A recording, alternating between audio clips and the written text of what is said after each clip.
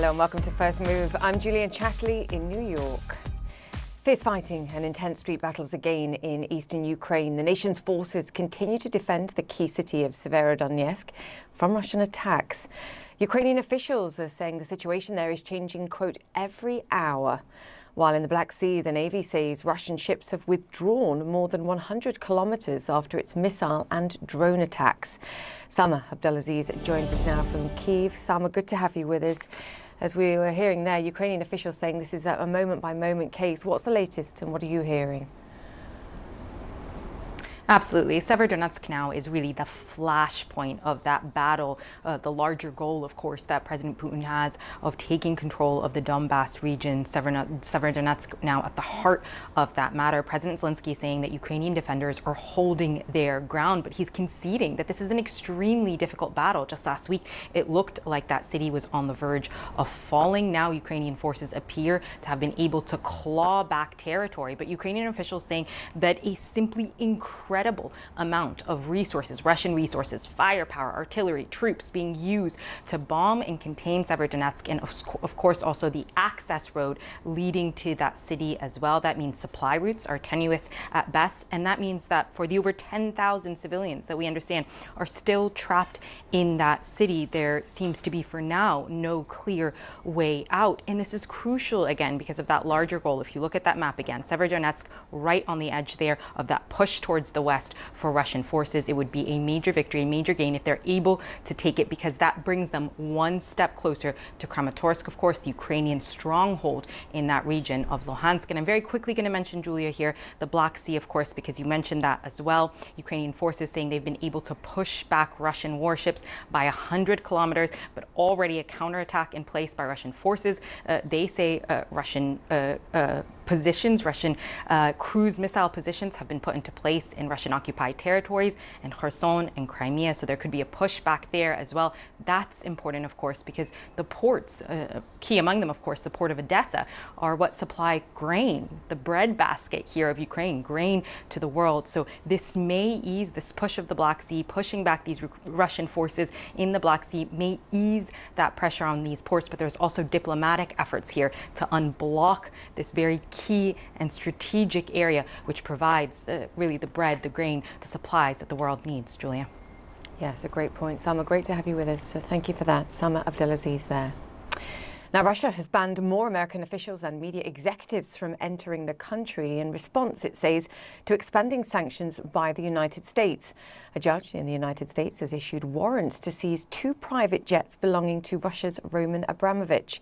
Claire Sebastian has all the latest on this. Claire, this is quite fascinating. So this is sanctions on assets of a non-US sanctioned individual, not only, and you can explain where these assets are, or these planes in this case are, but also the fact that the details were given of the actual entities that own them, which I think is an important exposure in financial sanctions too.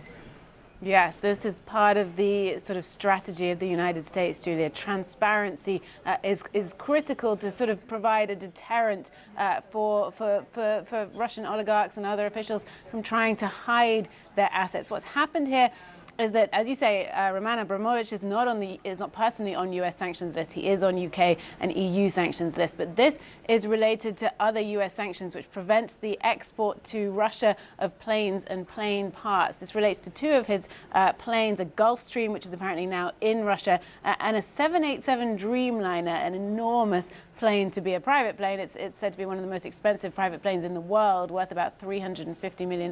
That is now apparently in Dubai. Now, those 2 facts mean that actual seizure is not guaranteed. These were warrants for seizure.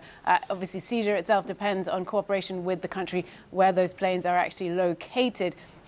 But, as you say, the other purpose for this was to sort of show the US's commitment to enforcement, to provide this kind of transparency. I want to show you actually a page from the affidavit that was published by the US Justice Department to sort of back up this seizure. It actually shows a diagram of the various shell companies that the DOJ says were involved in the ownership of these planes, which all link back, of course, to Roman Abramovich. So that's how they are trying to show their commitment to enforcement, trying to convince other jurisdictions around the world to join in and help them enforce these sanctions, as they say that this is just the beginning and more seizures are on the cards.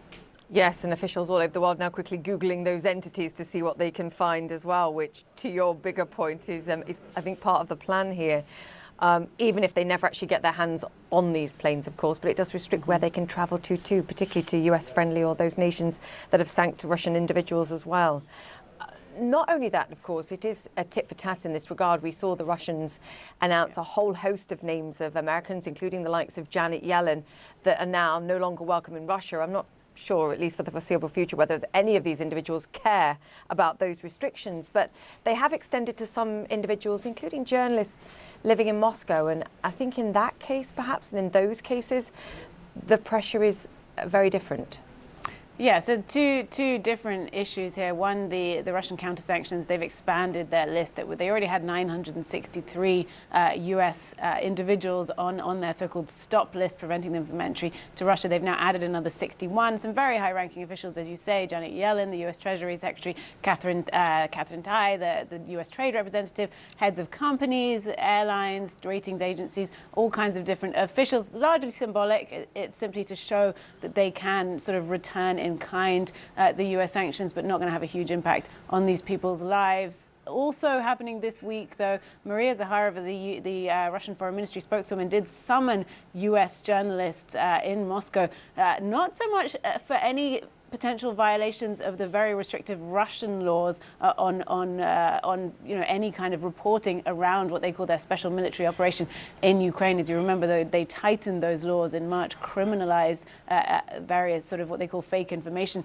around the conflict. This was about the treatment, she says, of Russian journalists in the US, who she says are being subject to various restrictions. She says that these journalists need to put pressure on their management, and their management needs to put pressure on the government to change that. Otherwise, they could be subject to the same restrictions in Russia. All of that together, of course, means that it is getting harder for foreign journalists to operate in Russia. She did threaten visa restrictions and even expulsions, Julia. And to your point, it makes reporting on what's going on here and trying to educate people in particular that much more difficult. Claire Sebastian, thank you. UK Prime Minister Boris Johnson told ministers to draw a line, quote, under the Partygate scandal. He met with his government earlier today for the first time since narrowly surviving a no-confidence vote. He vowed to focus on the cost of living crisis and on Tory party values. It's not enough just to spend money. You've got to spend it wisely. And we as Conservatives and Conservative ministers have got to make sure that at every stage we are driving reform and driving value. Phil Black joins us now. Phil, actions speak louder than words. What else can we expect from a government that clearly does want to draw a line under this, but now have an embattled leader, clearly, and questions will continue to be asked? That's right, Julia, but really the only clear message from Prime Minister Johnson from Downing Street today is that a line has been drawn, that this has been dealt with, that the Prime Minister has secured a comfortable, decisive, clear victory, or various adjectives to that effect, that shows he has once again a mandate for governing. That is what Prime Minister Johnson will hope this result leads to, the ability to focus on policy, to get back to governing, to deliver clear, achievable results, to show a record of achievement that he can then lead the party to at the next scheduled election in about 2 years' time. But he can't feel confident that that's how this is going to play out, because what last night's vote also shows pretty clearly, objectively, mathematically, is that around 41% of sitting Conservative MPs do not want him to be Prime Minister anymore. And that is a significant number, much more than many expected, a number that shows there is clearly a significant divide in the party. And by way of strength of feeling, what that shows is that those 41% were not just voting for him to leave, but they were voting for what that would mean, which would be a long, potentially messy leadership contest without a clear contender or a clear likely victor, without really knowing what you're going to get at the end end of that process, or how electable the next leader would be. And indeed, without what they would be voting for is a period of unfocused, indecisive leadership for the Conservative Party. So there's clear strength of feeling there that isn't going to go away quickly, regardless of just how Boris Johnson shifts to policy and tries to make that work for a period of time. That strength of feeling isn't going to go away, even though under existing Conservative Party rules he is in theory clear from another challenge like this for another year. Julia. In theory, because there are no rules that say that the rules can't change. You know, it's interesting to your point about the willingness of some of those MPs to roll the dice, given all the uncertainty, in order to remove Boris Johnson without knowing what comes next. And I just wonder, because we can quickly go back to 2018 and compare and contrast the mentality of Theresa May when she faced this situation and she survived too, and then within a year she was gone anyway. That feeling of perhaps being betrayed, of being backstabbed, of people hating you, of criticising you and not thinking you should be in the role. I just wonder, he's used to that. He's used to the controversy, he's used to the criticism, he's used to being, in English terms, Marmite for some people. Do you think he handles this moment perhaps better as a person and therefore as a leader than she did? And you have about 1 minute to answer because I'm being shouted at for taking too long.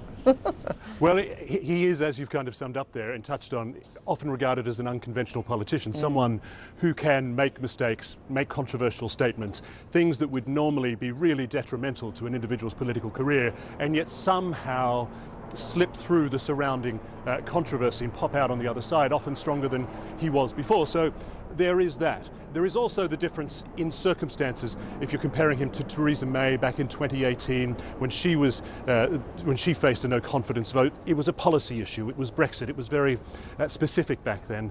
In this case, what appears to have angered so many MPs, Conservative MPs, are really fundamental things like leadership and character and integrity and trustworthiness. These are not things that can easily be polished over necessarily, and indeed they are to some degree questions that have followed Boris Johnson throughout his political career. So it would seem that this dissatisfaction isn't going to go away because the people who have been motivated to vote against him have either done so on a point of principle or, no doubt, it's also based upon what they are hearing in their individual constituencies.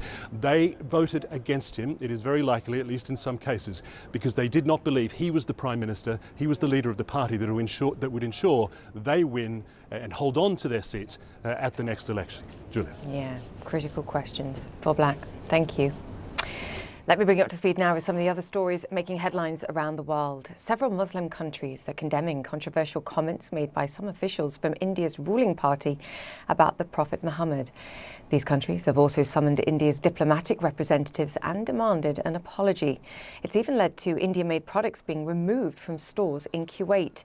Vedika Sood joins us now. Vedika, there's a whole host of questions we could ask about this, but I want to set aside both the religious, I think, and the political. It's simply not the time, I think, for a country like India, the third largest importer of oil in the world, to be upsetting nations that provide, like the Middle East, 2/3 of those oil supplies. We can boil this down to basic economics, perhaps, their response. Oh, absolutely, Julia, and that's perhaps the reason behind the Indian government currently being in damage control mode when it comes to the Gulf nations. You pointed that out correctly. Now, a bulk of India's energy imports comes from this region. Like you said, India is the third biggest oil importer in the world, and 65% of its crude imports comes from this region. That's not all. You also have millions of Indians living and working in Gulf nations, Julia, and they send home remittances in billions of dollars. The UAE and India have signed a free deal agreement. You also have the Indian Commerce Minister who recently said that Gulf nations are planning to invest $100 billion in India in the manufacturing and infrastructure sector. A lot is at stake here, like you pointed out, Julia. This is not the time to really tick off Gulf nations, and that is the attempt being made by the Indian government currently. And that's the reason why, for every response, for every statement made by be it Qatar or Kuwait, you've had the Indian government weigh in, and they've made it amply clear that these remarks, these controversial remarks made by members of Indian Prime Minister Narendra Modi's Hindu Nationalist Party, the BJP party, are remarks by individuals. They've even gone on to the extent to calling them fringe elements, and they've said that this does not reflect the view or the outlook of the Indian government. They're really hoping, Julia, that this controversy blows over, but it's here to stay for now. According to analysts, the Indian Prime Minister Narendra Modi has always tried to keep a huge distance between his domestic political agenda and his ties with Muslim nations. But this controversy, Julia, is here to stay for now. Julia. Yes, as you said, we're in absolute damage control. I think that's the upshot. Vedika, great to have you with us. Thank you so much for that. Okay, in the United States, a Democratic senator says bipartisan talks on gun control laws are making progress, but they still have work to do before reaching a compromise. A Republican lawmaker signaled that their deal would not raise the minimum age required to buy semi-automatic weapons. Instead, they're focusing on expanding background checks on young people before they can purchase a gun. US President Joe Biden will announce a new regional partnership when he hosts the Summit of the Americas on Wednesday, according to a senior administration official.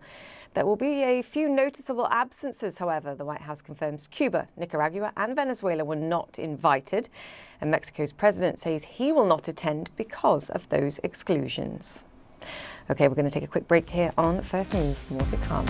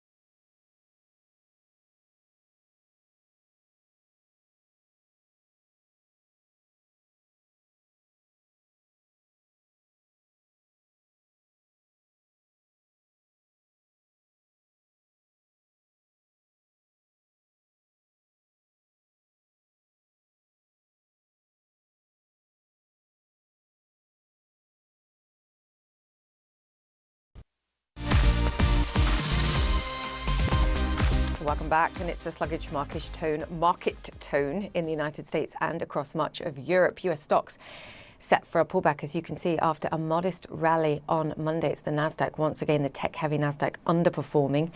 Retailer Target, meanwhile, adding to the cautious mood, falling more than 7%, as you can see there, pre-market, after warning of a profit hit due to rising prices and weaker consumer spending. This is Target's second profit warning in less than a month. And global banks remain on high price alert too. The Australian central bank raising rates by a surprising 0.5% today. It's actually the biggest hike in more than 20 years. The European Central Bank, meantime, expected to move closer to raising rates as its meeting on Thursday with a 0.5 point hike, so 0.5 percentage point hike possible next month too. And rate expectations are putting increased pressure on global bond yields and have caused renewed strength in the US dollar. Benchmark US 10-year yields lower today, but still above that key 3% level. German bond yields, meanwhile, have hit their highest level in 8 years. And rising oil prices remain a leading global cause of inflationary pressures too. US gasoline prices have hit daily records just as the peak summer driving season in the United States gets underway and leading to a blame game over just who is responsible. US Transportation Secretary Pete Buttigieg is focusing squarely on big oil. The price of gasoline is not set by a dial in the Oval Office. And when an oil company is deciding hour by hour how much to charge you for a gallon of gas, they're not calling the administration to ask what they should do. They're doing it based on their goal of maximizing their profits. Meanwhile, the oil industry faults the Biden administration for refusing to incentivize new drilling amid what it sees as a myopic focus on renewable energy and the climate. Just yesterday, the Biden administration invoked a wartime instrument called the Defense Production Act and waived tariffs to promote domestic solar panel production and other clean energy technologies. Meanwhile, the oil and gas industry faces output constraints of its own. Nearly 60% of public oil and gas producers surveyed by the Dallas Fed say they are restricting output because investors are laser focused on controlling spending. There's lots going on. Good news, Mike Summers joins me now. He's the president and CEO of the American Petroleum Institute. Mike, always great to chat to you. What do you make of that? What the US Transport Secretary said? Is the industry profiting from consumer pain? Well, I think the one thing that people need to know is that this industry is really a price taker, not a price maker in these markets. The price of oil is set, of course, by world markets, not by one particular oil producer. And I do think the secretary gets one big thing wrong. While, of course, the president doesn't have a dial on what the price of oil should be, the president does set a tone, and the president does set policies. And the policies this administration have put in place have restricted the production of oil and natural gas in the United States.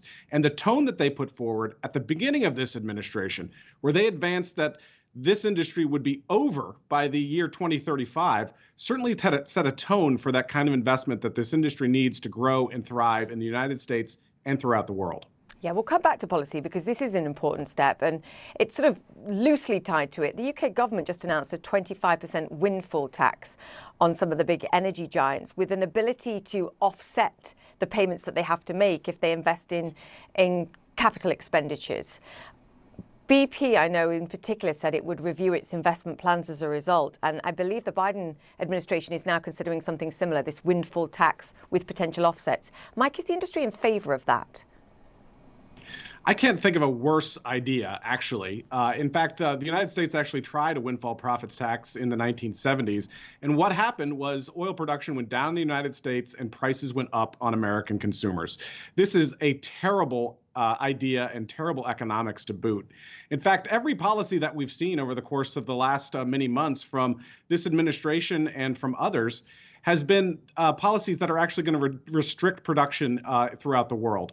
So first they turned to the so-called NOPEC legislation. That would lead to less oil on the markets. Then they talked about price gouging, which of course that hasn't occurred in the United States, and study after study shows that there's not price gouging going on in the United States. And now they're turning to a windfall profits tax, which would lead to less energy. We need policies that advance energy, more oil and gas, to give consumers some relief at the pump.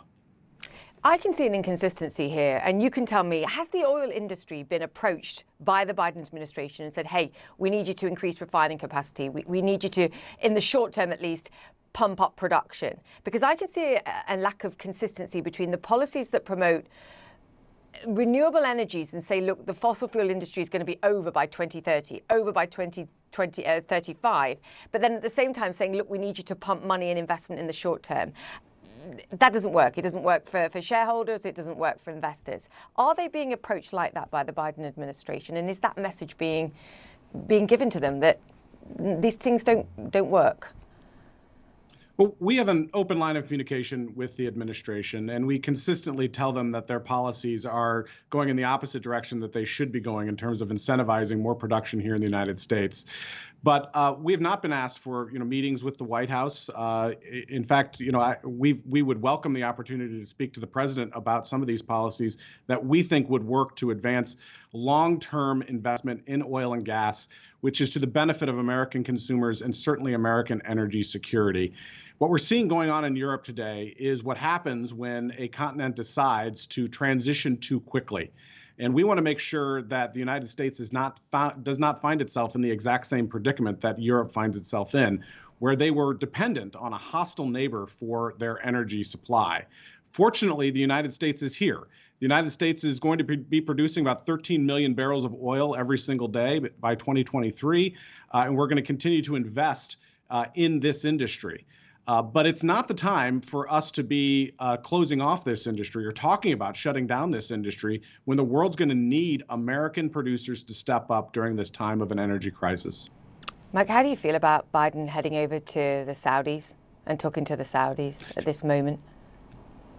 Look, we operate in a world market for oil and gas. We need all producers to be at the table. But I think it's a little disappointing that the president has decided to go to Saudi rather than go to the Permian Basin in Texas, the most prolific oil field in the world right now, where American producers are producing oil and gas for American consumers with American workers. And I think that's where the focus of this administration should be, on American-made energy here in the United States. So you're saying it's more bad policy? Well, I just think that there are real opportunities for us to use resources here in the United States rather than be dependent on foreign nations for their oil. But of course, we operate in a world market, and we need to be cooperating with our energy partners as well. And something that you said before, and I had to choose where I took you, you talked about transition, and you said the transition's happening too quickly because, at least in the interim, and you and I have talked about this before, unfortunately, you need, or fortunately, you need dirtier forms of energy, be it gas, be it oil, whether you like it or not, before we transition to a future that perhaps looks more climate friendly, if that's how you choose to look at it. Can current policy and ramping up production in the short term be consistent with a transition to net zero, Mike? Because I think that's the question everybody needs to be asking at this moment. Well, the truth of the matter is what I'm advocating for is actually a policy that President Obama advocated for when he was president of the United States, which is an all-of-the-above strategy that advances all forms of energy to ensure that American consumers and world consumers have access to safe, reliable, and affordable energy going forward. The truth of the matter is that the most important thing that we could do to address climate concerns is to replace coal with American-made natural gas. That is the best thing that we could do to advance climate change concerns throughout the world. The other point that I would make is I take issue with the term energy transition, because the truth of the matter is that the world has been transitioning energy for decades and decades and decades. And the fact of the matter is that most of the time that those transitions aren't transitions at all. They're actually energy additions. We still use, more coal today than we did in the 1960s. So we're going to need more energy in the marketplace, not less energy, particularly as the world grows by 2 billion people by 2050, and the world consumes about 50% more energy by 2050 than we are today. We need all forms of energy, and that includes oil and gas. Mike, very quickly, I have 30 seconds. Record profits for oil companies, that's a fact. Record high gas prices for American consumers, also a fact. How do you tell consumers that there's nothing that those oil majors can do to perhaps ease the pressure? You can explain perhaps better than me. This industry is investing at levels that we haven't seen since the pre-pandemic to ensure that we have safe and reliable energy for American consumers. But we're also dealing with the same factors that American consumers are dealing with supply shortages and hiked prices for steel and concrete and for frac sand, which is necessary for the discovery of new oil resources. So we're doing everything that we can to ensure that American consumers have access to this energy that they're going to need to power our economy going forward. Mike, good to chat to you. Mike Summers there, the President and Thanks, CEO Julie. of the American Petroleum Institute. We'll speak soon. The market opens next. Stay with us.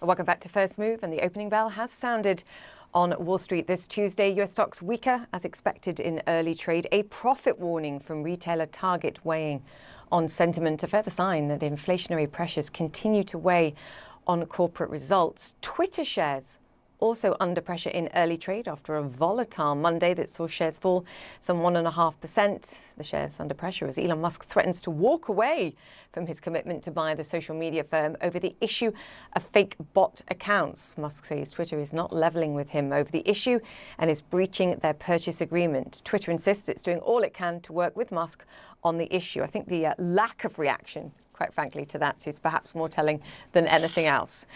In China, meanwhile, tech stocks continued a relief rally on hopes Beijing is set to end a period of intense scrutiny on the sector.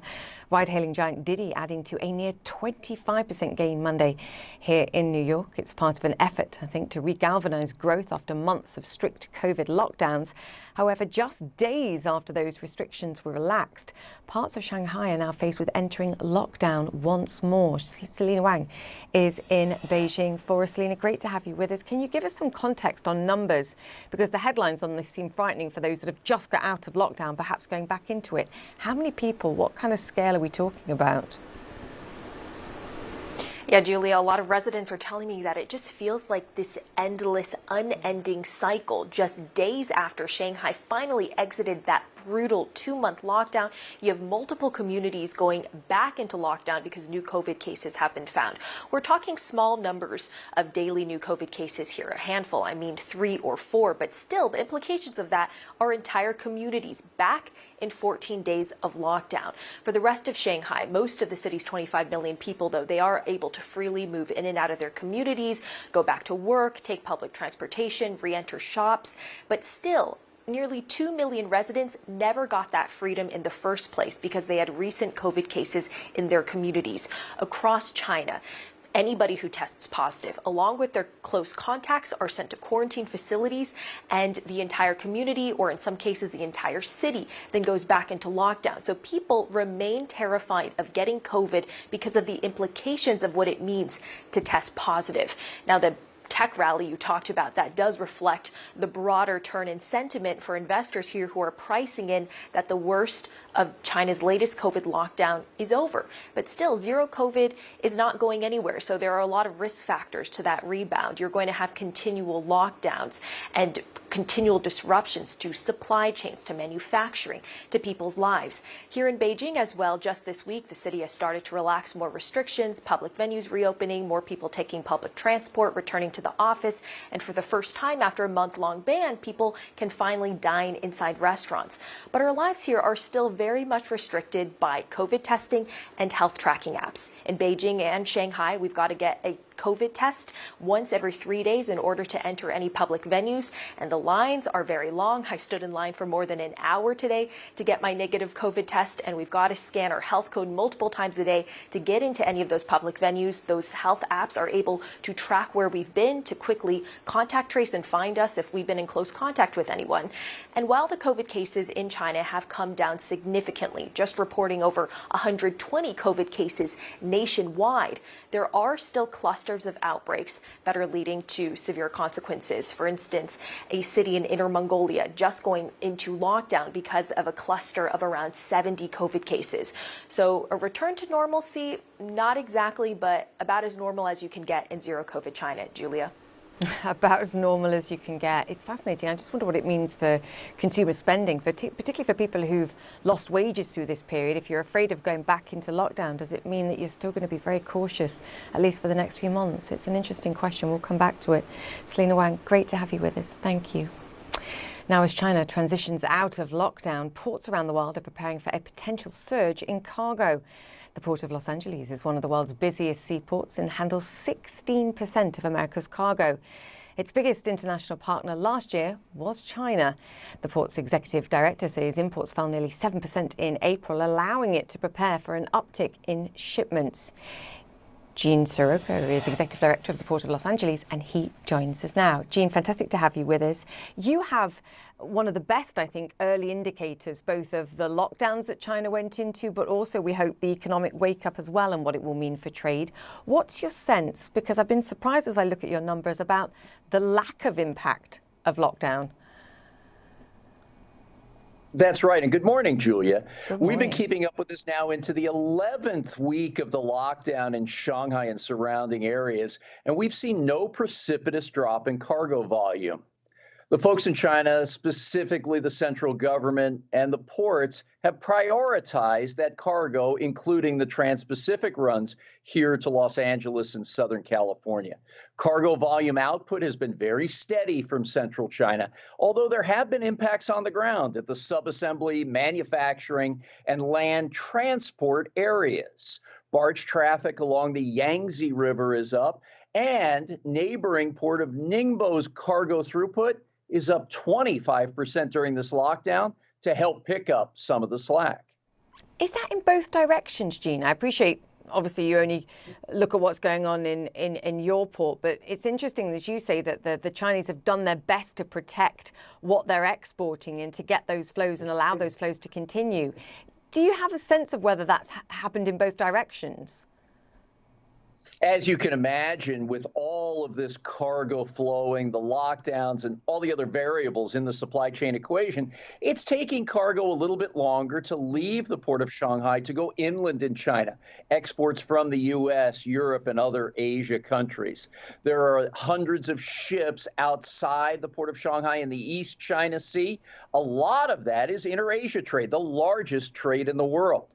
And again, as the cargo continues to flow through these ports, delays are to be expected, but the folks on the ground are managing this very well. I think you've answered my question already. So in terms of a Shanghai surge, what are you expecting? Can you put any kind of numbers on it? Because I assume June would have traditionally been a strong month for inflows into the United States anyway. Once again, a number of layers to consider. First, here in the United States, importers are bringing in cargo earlier than normal for traditional retail peak seasons. We've stated, now all the indications are, cargo for that peak season will start landing at the end of this month. We're also in the midst of bringing in back-to-school products, fashion, and fall fashion coming up here, all combined at the same time. Now, as China opens up, please remember, not every factory was closed. Not every company had to be shut down. But we will more than likely see some of our factories and land transport companies trying to play catch up on those purchase orders, get them out the door and into the American, European, and Southeast Asian markets. There'll be an uptick, but not as dramatic as some of the observers has called for. Yeah, because I've seen some pretty dramatic estimates, so it's interesting to get your context on this. What's the situation for you? Because obviously, again, we loosely talk about the supply chain issues, but again, you cut to the heart of it, whether it's waiting for those ships to be able to dock, unloading the containers, and then actually the rail connections and the road connections requiring truckers, for example, and drivers in order to get those products where they're headed.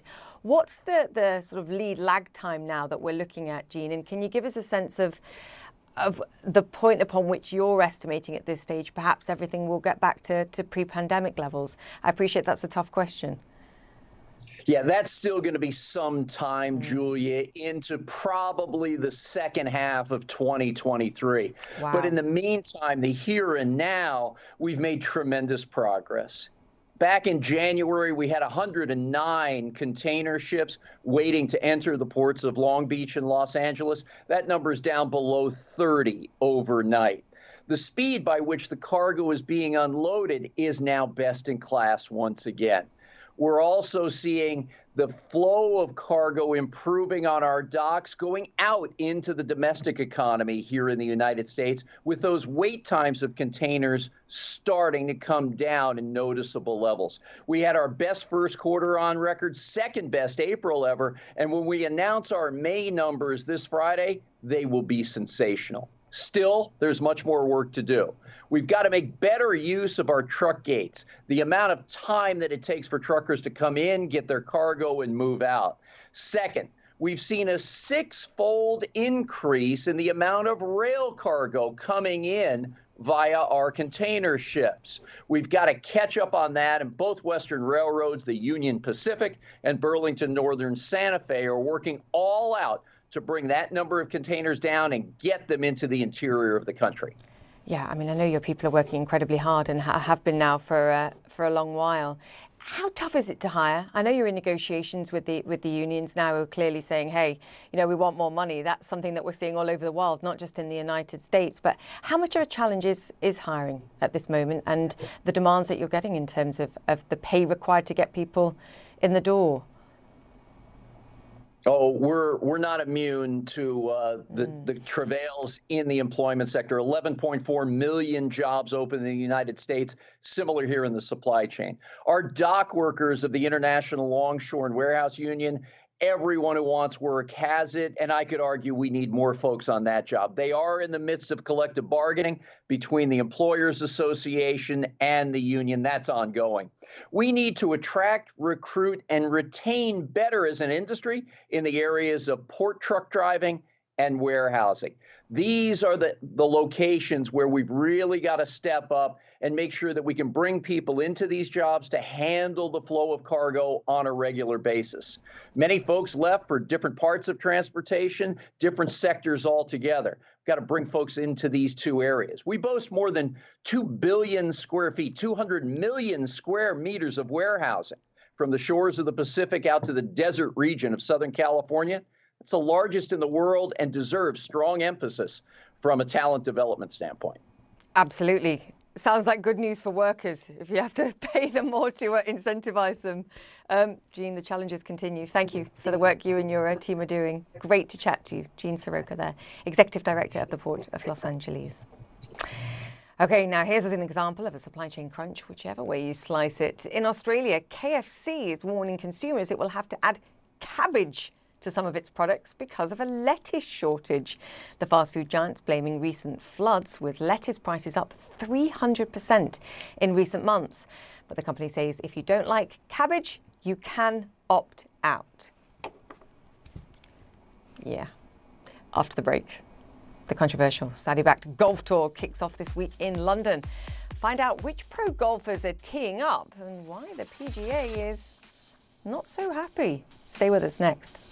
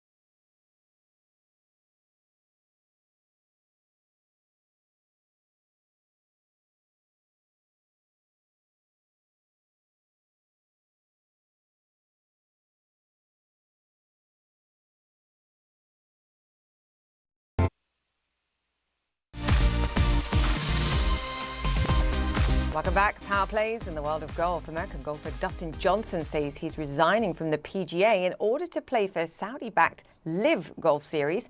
And champion Phil Mickelson is breaking his hiatus to jump on board as well.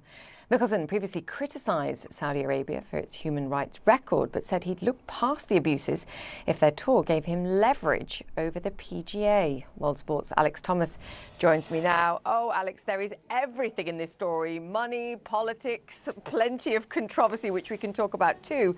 But perhaps it's as much about who is joining this Saudi-backed series as who isn't, quite frankly, and the, up to $1 billion that Tiger Woods was perhaps offered to lure him in, and he chose maybe not not quite that much, Yeah, Julia, but certainly a Washington guessing. Post report said that the Live Golf CEO Greg Norman admitted to them that they'd given him a high 9-figure sum to join.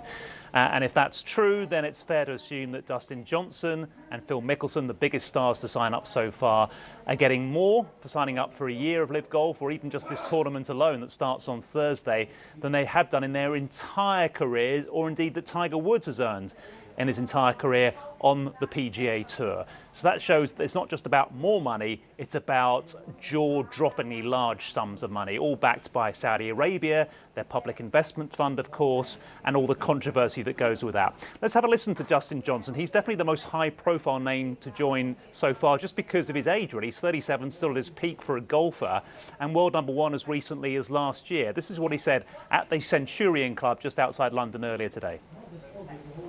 Obviously, at this time, it's hard to speak on what the consequences will be. But for right now, I resign my membership from the tour. I'm going to play here, for now, and that's the plan. But what the consequences are going to be, obviously, I can't comment on how the tour is going to handle. Again, I can't answer for the majors, but hopefully they're going to allow us to play. Obviously, I'm exempt for the majors, so I plan on playing there. Johnson, the latest to actually quit the PGA Tour, Julia, because that avoids any chances of any sanctions whatsoever. He still expects to be able to play in the majors, which are run slightly separately to the regular tour events throughout the year, a bit like in tennis and their Grand Slam events. And any legal challenges that come up will, of course, be met by all the billions of dollars behind Live Golf. So it could fundamentally change the way professional men's golf is played. Why are players taking the risk at all? Well, it's obvious, really. They're earning far more money to play far fewer events, so less travel, no halfway cuts. And it means as well that there are only 54 holes to be played. So they're playing less golf, getting much more. Johnson saying at another stage in that press conference that he doesn't want to play golf his entire life. It'd be quite nice to just rake it in over the next few years and then focus on something else with him and his family. Yeah, it's interesting, isn't it? I think Tiger Woods said it was the idea was polarising, but to your point, I think it's an interesting one. Perhaps you go here to semi-retire and move on and sort of split the difference. Who knows? Nice if you can get it. Alex Thomas, great to have you with us. Thank you.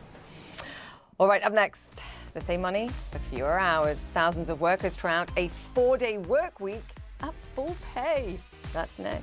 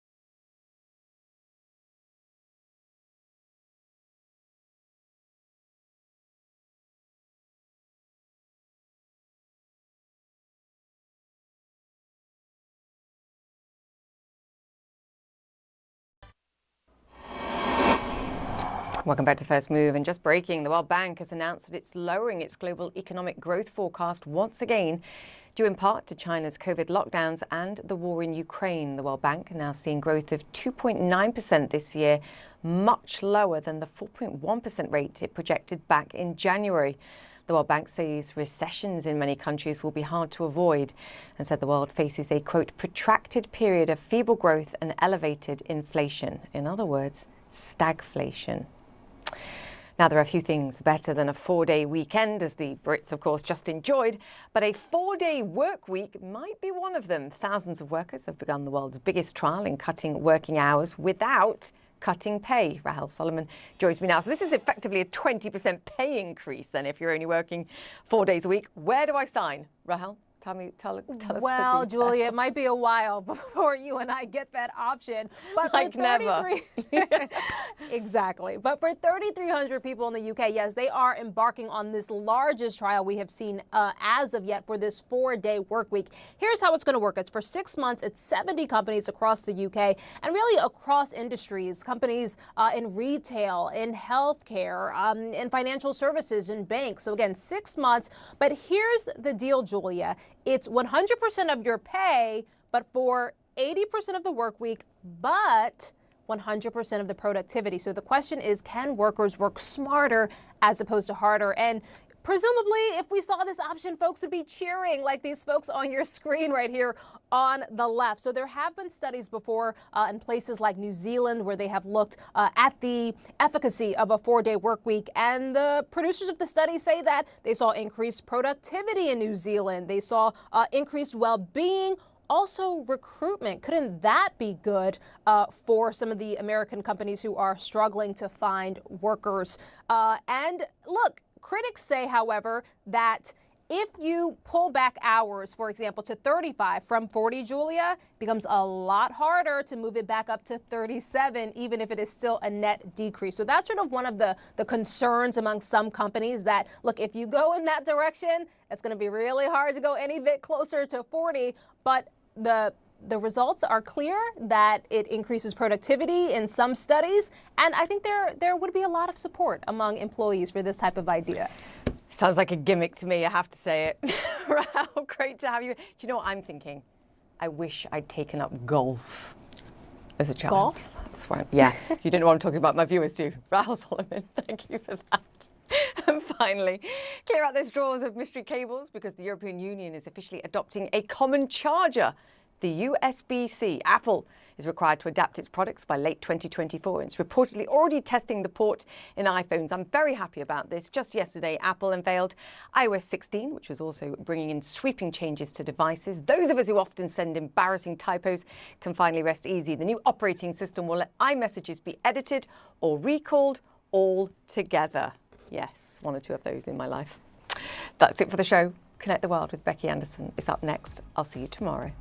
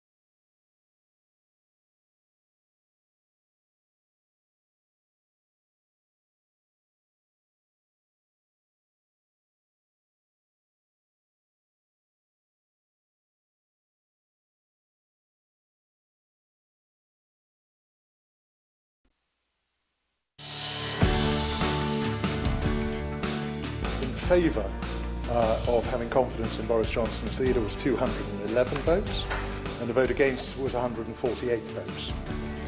And therefore, I can announce that the Parliamentary Party does have confidence. Well, Boris Johnson still leads the United Kingdom, but for how long? This hour, the latest on the drama at Westminster. And inside Mariupol, there are fears of a cholera outbreak, adding to the misery in the devastated city in southern Ukraine. Plus, maybe it's easier not to listen to the truth, the ambassador. well, an undiplomatic spat at the United Nations over the global food crisis. This hour, a CNN report on how Turkey plans to ease the pain.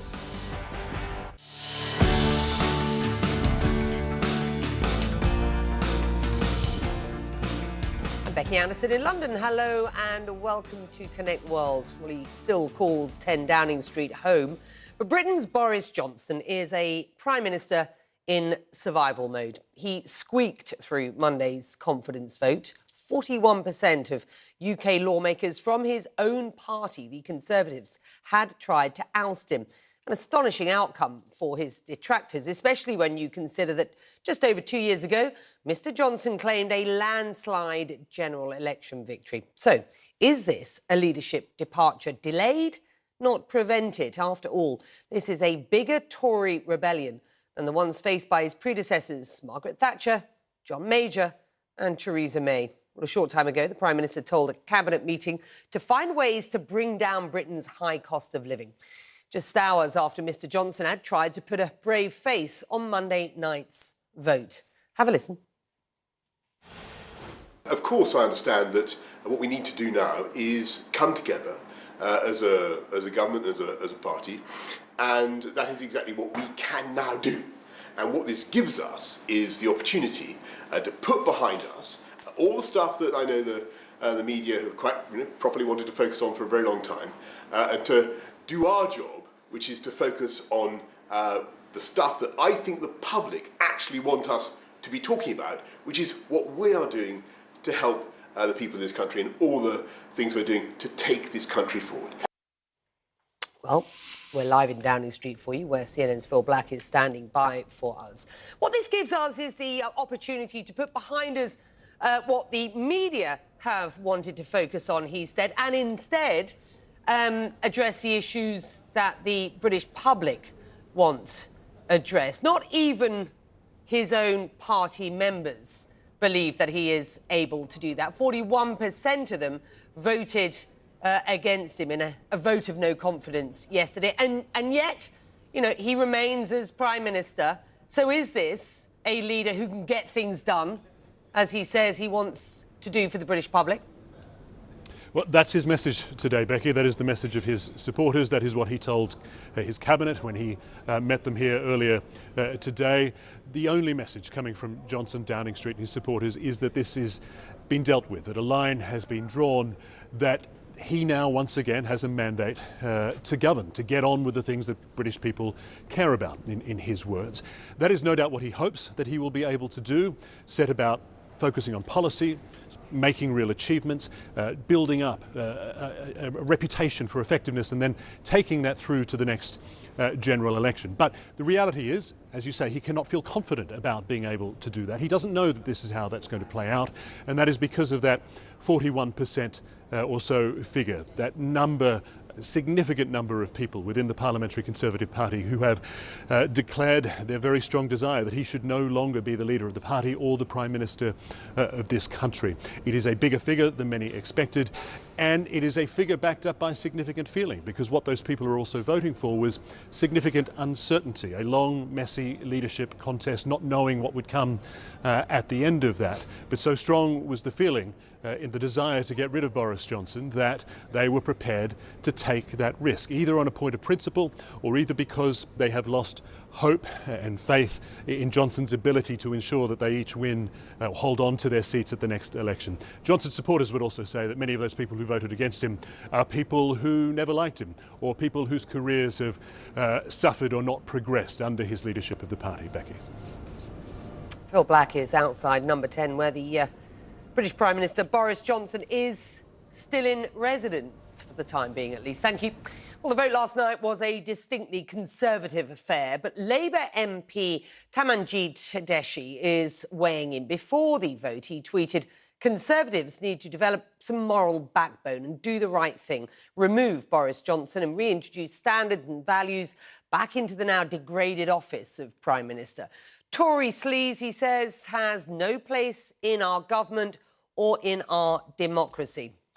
Well, the MP is joining me now live. Sir, thanks for joining us. A party divided, a nationally unpopular leader. You would expect this to be a victory for your party, the Labour Party in opposition. No sign of that as of yet, though, because this is a man who is still standing. So what do you make of what happened on Monday? Well, Becky, I very much see this as a farcical and a highly unacceptable situation. As you rightly said, what I wanted, and I think the country wanted, was the Conservative MPs to develop that moral backbone and overcome the alleged bullying and blackmailing and vote out this incompetent, lying Prime Minister. Instead, we now have a situation where, in essence, we've got a death by 1,000 cuts, a dead man walking, in essence, and a government of the walking wounded. They will not be able to deal with the major issues of the time, whether it's tackling the climate crisis, whether it's tackling the cost of living crisis. In fact, over the last 5 months, while they did not put in a windfall tax, there was per day a £50 million increase in terms of the bills of British working people. And I think what needs to happen is that the government needs to be focused, rather than saving the Prime Minister every single day, they need to be focused on the job at hand.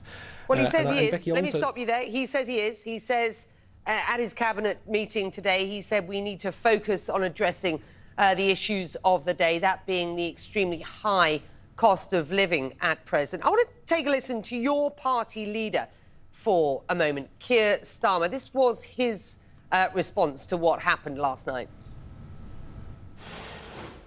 The British public are fed up with a Prime Minister who promises big but never delivers.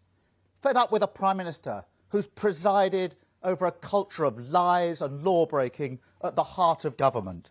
Fed up with a Prime Minister who is utterly unfit for the great office that he holds. Conservative MPs made their choice tonight. They have ignored the British public. Question is, what does your party do about this, sir?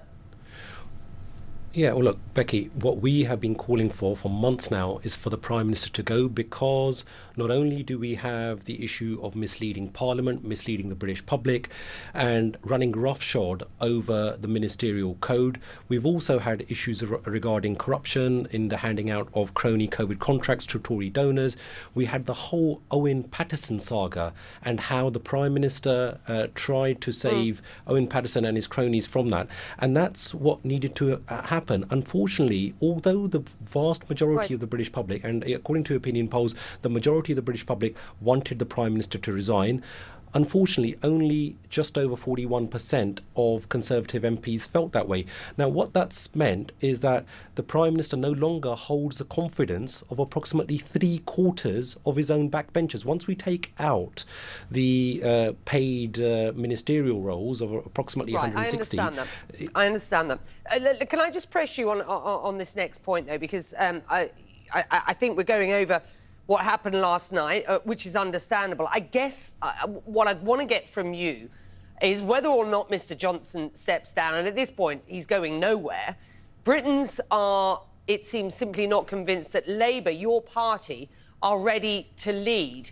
Has Mr. Starmer shown any proof to the contrary? I mean, he's accused the Prime Minister of lying over the Partygate scandal, and yet he is now being questioned by police over possible COVID rule breaches too. He promised he would stand down if fined. Would that actually be the right thing for the party at this point? And if so, who should take the party on?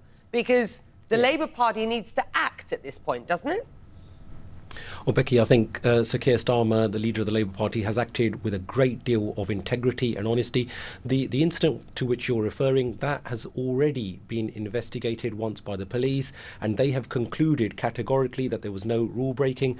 But pending this investigation, I think also, once again, Keir has done the right thing to say if any wrongdoing is proved, if there is a fine, that unlike the Prime Minister, he would actually resign on a point of principle, because we need to reinstill honesty, integrity and principles within our polity. We cannot have this continual pathological lying going on, wherein we then are the bane of a lot of the ills within our society, and we cannot then go on the world stage and preach to others about values, about the rule of law, if our own Prime Minister is not respecting that. And I think that, or indeed as far as the Labour Party is leader of the concerned, opposition. the leader of the opposition, I think, has already been very, very good in terms of the way that he has conducted himself. But what we need to know in terms of the Labour Party's positioning is, if opinion polls are to be believed, then we are ahead on all of the opinion polls. So if there was an election tomorrow, then Labour would be victorious. But we cannot be complacent. We have to make sure that we have a policy platform put out to the British public, and especially the hard-working Brits, that they can realise that Labour is now ready for government. Mr Johnson does have a mandate from the British public, and now the ruling Conservative Party, of course, as well. Despite there being a significant number of detractors, they will say it's time to get on with policy making and wait until the next general election. I'm sure you are telling me that the Labour Party will work very hard towards that point as well. Thank you, sir. We're going to Ukraine now, and an uncertain path forward in the battle for Severodonetsk. A Ukrainian military official in the city reports the situation is changing every hour, with fierce battles and street fights going on today. Ukraine's president says more than 2,500 soldiers who left the Azovstal steel plant in Mariupol may now be held in Russian-occupied areas of the Donbass.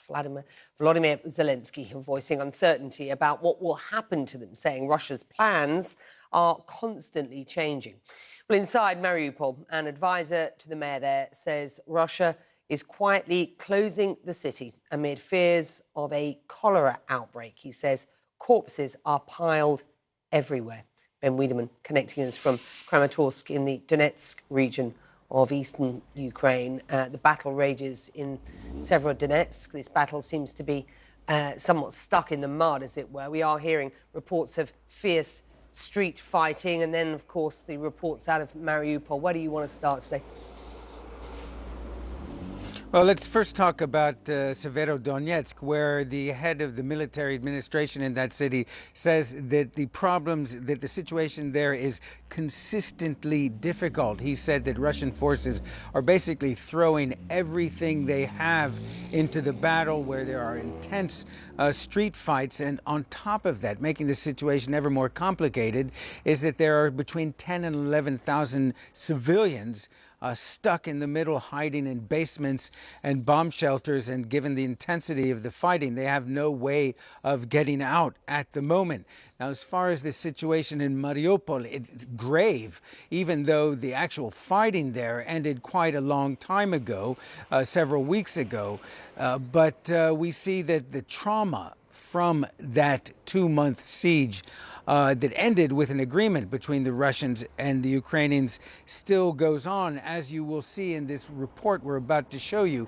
But we must warn viewers that some of the images they're about to see may be disturbing. And so begins on a sunny summer morning the grimmest of tasks.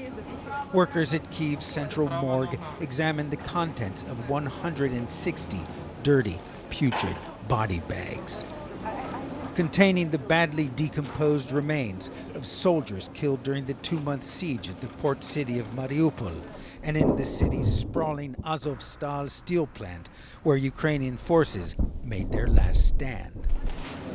Ukraine and Russia have conducted an exchange of bodies as part of the agreement that ended the siege.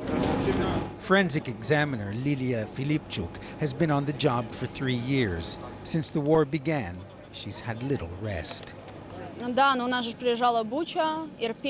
We also examined the bodies from Bucha and Irpin, she says. referring to Kyiv suburbs where retreating Russian forces are accused of committing atrocities against civilians. Elena Tolkachova is also helping. She's affiliated with the Azov Brigade, which fought in Mariupol.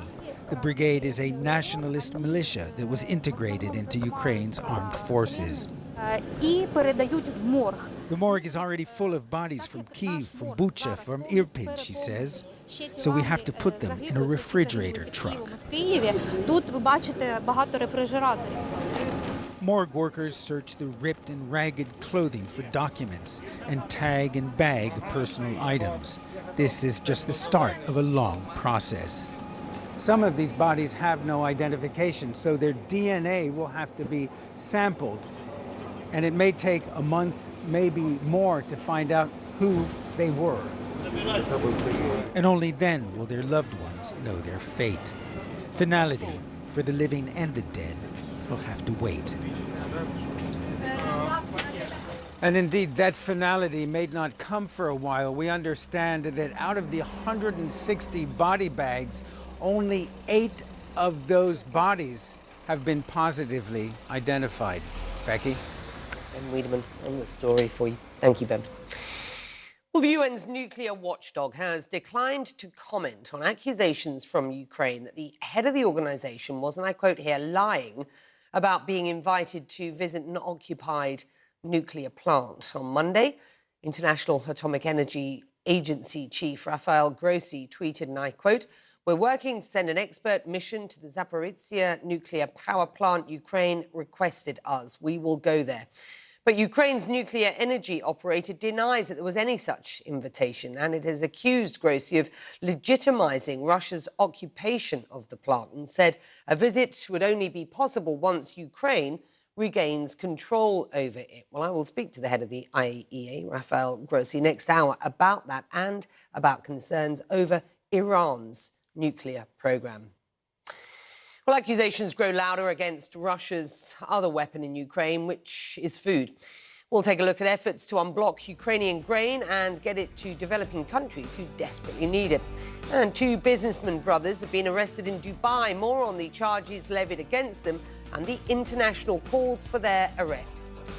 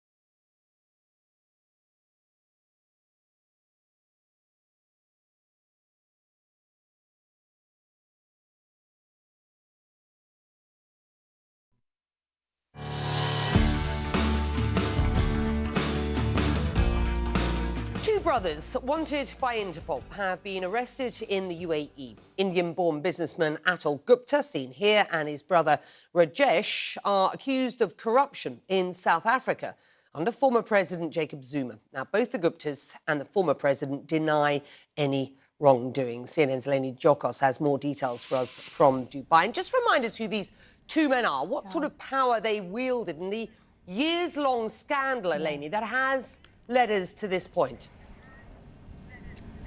Yeah, it's been an unbelievable journey, I have to say, Becky. Look, we're talking about 9 years of alleged corruption, money laundering and fraud that was all under the oversight of former President Jacob Zuma.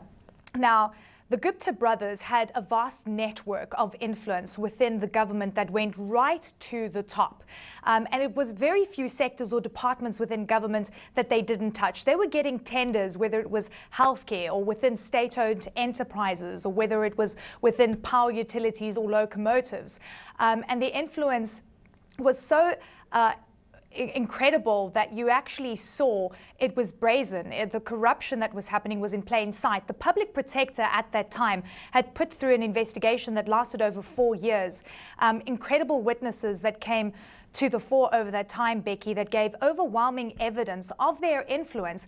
The Gupta brothers at that time refused to appear in front of the Commission of Inquiry.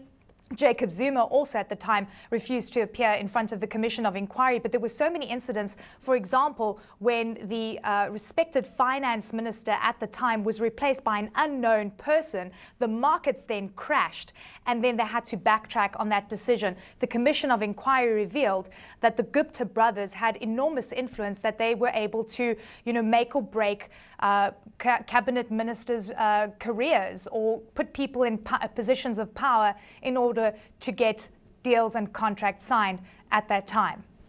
So the UAE has arrested these brothers. It is, as they say, in response to an international request. How does this extradition process then work? Yeah, and it's a really good question. We've just had news out that they were arrested on the 2nd of June. We spoke to a legal consultant a short while ago that within 48 hours of arrest, they need to see a criminal prosecutor. That is their right. They would then be requested whether they wanted to actually be extradited. As anticipated, they probably said no to that. Within 72 hours, they would be able to apply for bail. We have no news on that right now, but given it's been, almost 5 or 6 days since they were arrested, one would assume that would have movement on that. But whether they would be extradited is a complex process. The National Prosecuting Authority in South Africa says that they're working with the UAE government to try and find a way forward. But now we know that they have to put through the file, the actual charges. And then if, again, the Gupta brothers refuse to be extradited, they would appear in court in front of 3 judges here in Dubai that would then make the decision on being extradited. The legal consultant, I have to say, said it's pretty simple. The defense would probably be focusing on saying that this is politically motivated, something that the Gupta brothers, Becky, have been talking about for many years now. But also it's important to note that the South African population, just South Africans generally, are feeling that the Gupta brothers got away with so much graft over almost 10 years, where again the Commission of Inquiry had proved much of that, and then were able to leave South Africa shortly after Jacob Zuma resigned and came to live here in Dubai, basically untouched and without accountability. So the National Prosecuting Authority has a really big task to try and ensure that there is some kind of recourse on what we saw playing out in the country for over 10 years. Eleni Jokos is in Dubai. Thanks, Eleni. Well, controversial comments made by 2 officials with India's ruling party are pushing the government there into full damage control with Arab nations. The ruling BJP has suspended spokeswoman Nupur Sharma for comments about the Prophet Muhammad that were considered offensive and Islamophobic. Now, Sharma has since withdrawn her statement, but that didn't stop at least 14 countries from condemning her words. In retaliation, shops in Kuwait were seen removing Indian products from the shelves. Well, CNN's Vidika Sood joining me live from New Delhi with more. This has been a couple of days now, and we are continuing to see what feels like an escalation here. Is there a risk of a full-blown boycott of India by Gulf nations specifically. What's going on here? Good to be with you, Becky. I don't think the Indian government will let it get to that point, Becky. If what's happening in Kuwait is something to go by, this is where the Indian government will go into an overdrive, into damage control mode, and try to placate the emotions of the Gulf nations. Now, this is the reason behind it. We know disciplinary action has been taken against the two officials from Indian Prime Minister Narendra Modi's Hindu Nationalist Party, the Bharatiya Janata Party. A lot of people see this as a political move. I see it as an economic move. And here's why. India highly depends on these Gulf nations for a lot of things, including energy imports. Now, when it comes to India, India is the third highest importer of oil, and a bulk of the crude imports come from the Middle East. And that's why they cannot risk upsetting the Gulf nations as well. Also, what we have to understand here is millions of Indians live and work in the Gulf nations, and they send back billions of dollars in remittances.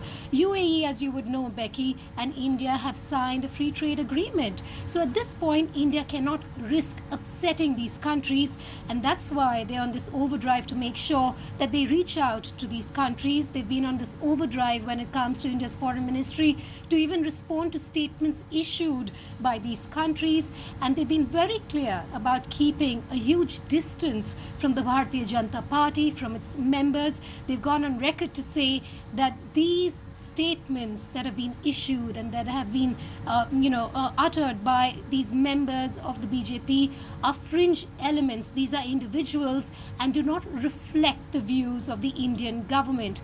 And that's exactly what they need to drive home, this point, not only within India, but overseas as well, because this is the only way they can actually bring back a balance when it comes to their relations with the Gulf nations at this point. And that's the concern they have currently, Becky. Vedika Sood on the story. Thank you. Well, do not enter. Moscow adds more names to an already long list of Americans banned from entering Russia. And the names include some top government and business leaders that you will recognize. Dozens of countries rely on Ukrainian grain, of course, but exports have trickled to snail's pace since the Russian invasion. We'll take a look at the efforts to get it to those who desperately need it.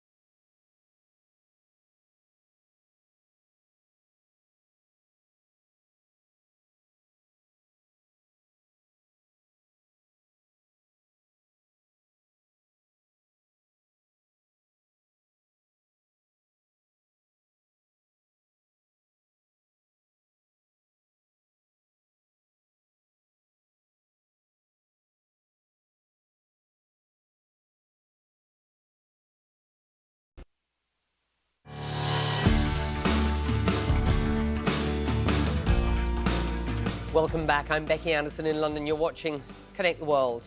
Russia placing sanctions on 61 more Americans, banning them from entering the country. The Kremlin blaming them for involvement in what it calls fake reports about Russian cyber attacks. Amongst those on Moscow's so-called stop list are media execs, heads of shipbuilding and aircraft companies, and a slew of US State Department military and other officials, including Treasury Secretary Janet Yellen. Yellen joins US President Joe Biden and more than 900 other individuals who were placed on the list last month. Claire Sebastian covering the story for us from London. Is there any rhyme or reason to these latest names? I mean, I think the action in itself is largely symbolic. Obviously, when it comes to travel bans and, I mean, asset freezes don't really work for Russia because no one keeps their assets inside Russia. It just doesn't have the kind of leverage that the West has over Russian individuals. And so you see them publishing these lists. They published a list back in May of 963 Americans on the so-called stop list, banned from entering in Russia. Among those were, you know, people no longer alive, like John McCain. Our own Nick Payton-Walsh was on the list. He's actually not American. And here there's you know, very big variety of names. You've got the likes of Ed Bastian, CEO of Delta Airlines, CEO of Fitch Group, the founder and CEO of Netflix is on there as well, along with the CEO of the NASDAQ, a slew of presidential advisors. It's not exactly clear the sort of theme that they're going for. I think there's, and obviously high-ranking officials like Janet Yellen. The overriding theme will be certainly on the corporate side, those who have actually been relatively vocal about the sanctions on Russia and pulling their business from Russia, and the likes of Netflix, for example. You can see why perhaps that is. The US action is also, the US, of course, has taken action itself. Again, two private planes, as I understand it, owned by the Russian oligarch Roman Abramovich. Why, Claire? Is it clear? So this is enforcement of existing sanctions. This is the US trying to show that they're not just about sort of, you know, putting in these sanctions, they actually want to enforce them as well. What they have is a warrant to seize these two planes. They're worth more than $400 million. It's one Gulfstream jet, which is said to be inside Russia at the moment, and one 787 Dreamliner said to be worth $350 million. That is apparently in Dubai now. They haven't actually seized these planes yet. Obviously, they can't seize the one that's inside Russia. It's unlikely they'll get the Corporation of Dubai to seize the one inside Dubai. So obviously, they have to wait, essentially, until one of these planes moves into a jurisdiction that's friendly to the US. But they've done this in a very transparent way. They've published an affidavit that names shell companies that apparently Roman Abramovich used to sort of obfuscate his involvement, his ownership with these planes. There was a diagram even sort of detailing the different shell companies and how they're linked to these planes. And that is part of the strategy here, to show the world that the US is enforcing this, to try to bring in other jurisdictions to join them, and essentially a deterrent to others from doing the same. Fascinating. Thank you. Claire Sebastian in the house for you. Well, the President of the European Council says Russia is using more than just bombs and bullets to fight Ukraine. It is using food. His comments came Monday during a meeting of the United Nations Security Council. Now, this war has left food stuck at Ukrainian ports and kept farmers from harvesting what they have tried to grow. Charles Michel accused Russia of fueling the food crisis and addressed his criticism to its UN ambassador directly, prompting him to storm out of the meeting. Mr. Ambassador of the Russian Federation, let's be honest. The Kremlin is using food supplies as a stealth missile against developing countries.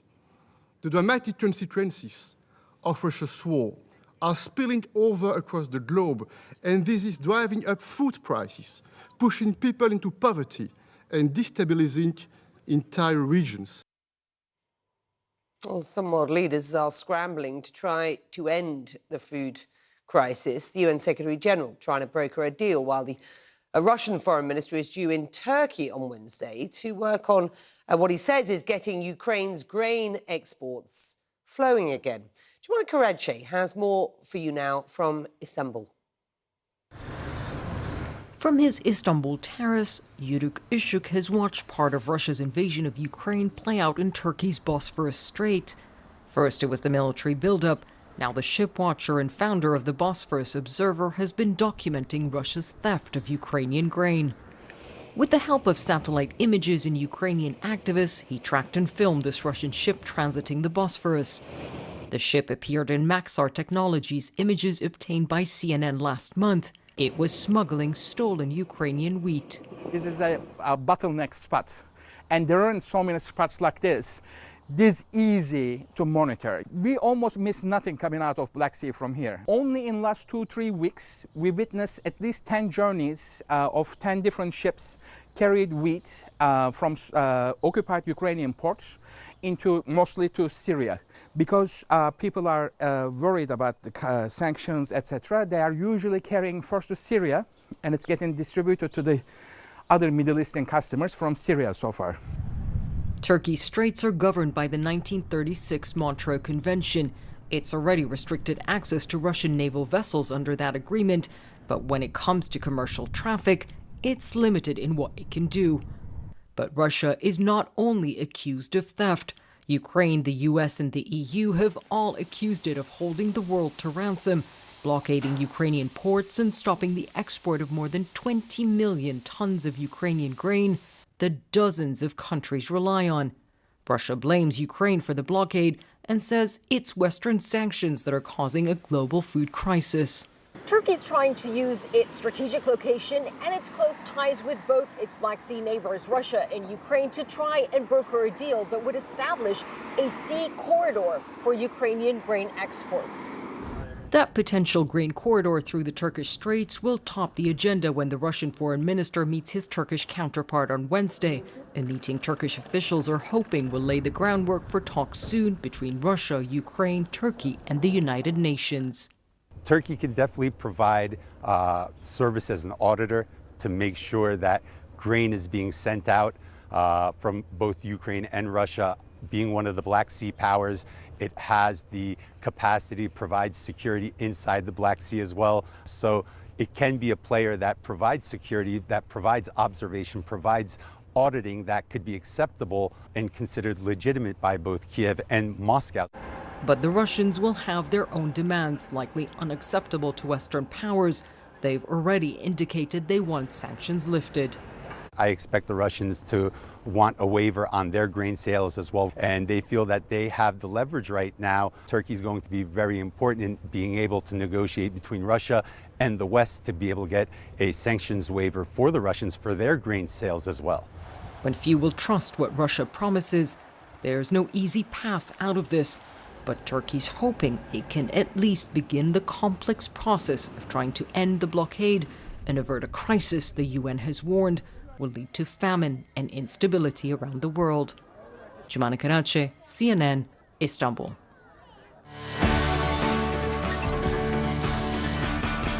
Let's get you up to speed on some of the other stories that are on our radar elsewhere in the Middle East. And a new report from a US government watchdog on Afghanistan says when former Afghan President Ashraf Ghani fled the country, it is not likely he took millions of dollars with him. The interim findings contradict allegations that Ghani took cash that was reported missing from the presidential palace and other government vaults. A 66-year-old British geologist has been sentenced to 15 years in an Iraqi prison after being convicted of stealing artefacts. Jim Fitton's family said he was touring an ancient city where he picked up 12 fragments. Fitton's lawyer says he didn't know what they were, but they were later determined to be artefacts. There's also concern about this British citizen, a journalist as well as a Brazilian indigenous expert. Dom Phillips and Bruno Pereira have gone missing in the Brazilian Amazon. Authorities and indigenous rights groups said the two had gotten death threats. The Amazon military command has begun a search operation for them. Well, golf's newest series may be its most exciting, but it's also the most controversial. We've got new developments involving two top golfers coming up.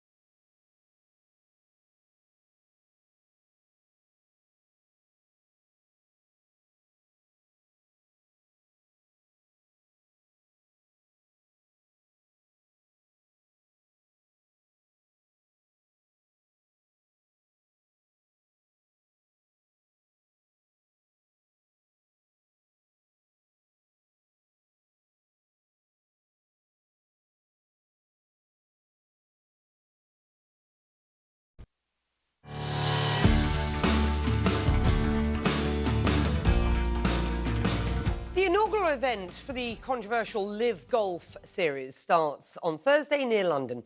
The Saudi-backed tour has caused a bit of a stir in the golf world. The PGA Tour has threatened disciplinary action against any of its golfers who play in these tournaments. Well, that's OK by golfer Dustin Johnson. He just quit the PGA tournament to play in this new series. Then there's six-time major champ Phil Mickelson. He'll too be teeing off just months after criticising the Saudi regime. After a backlash, Mickelson took some time away from golf, then on Monday wrote this on Twitter. I want to again apologise to the many people I offended and hurt with my comments a few months ago. I've made mistakes in my career in some of the things I have said and done, and I have been engaged and intentional in continued therapy and feel more healthy and much more at peace. I realise I still have a long way to go, but I am embracing the work ahead. Coy Wire joins us now with a closer look at the tournament and these new developments. Let's start with Phil Mickelson and that tweet. That was it was quite in depth.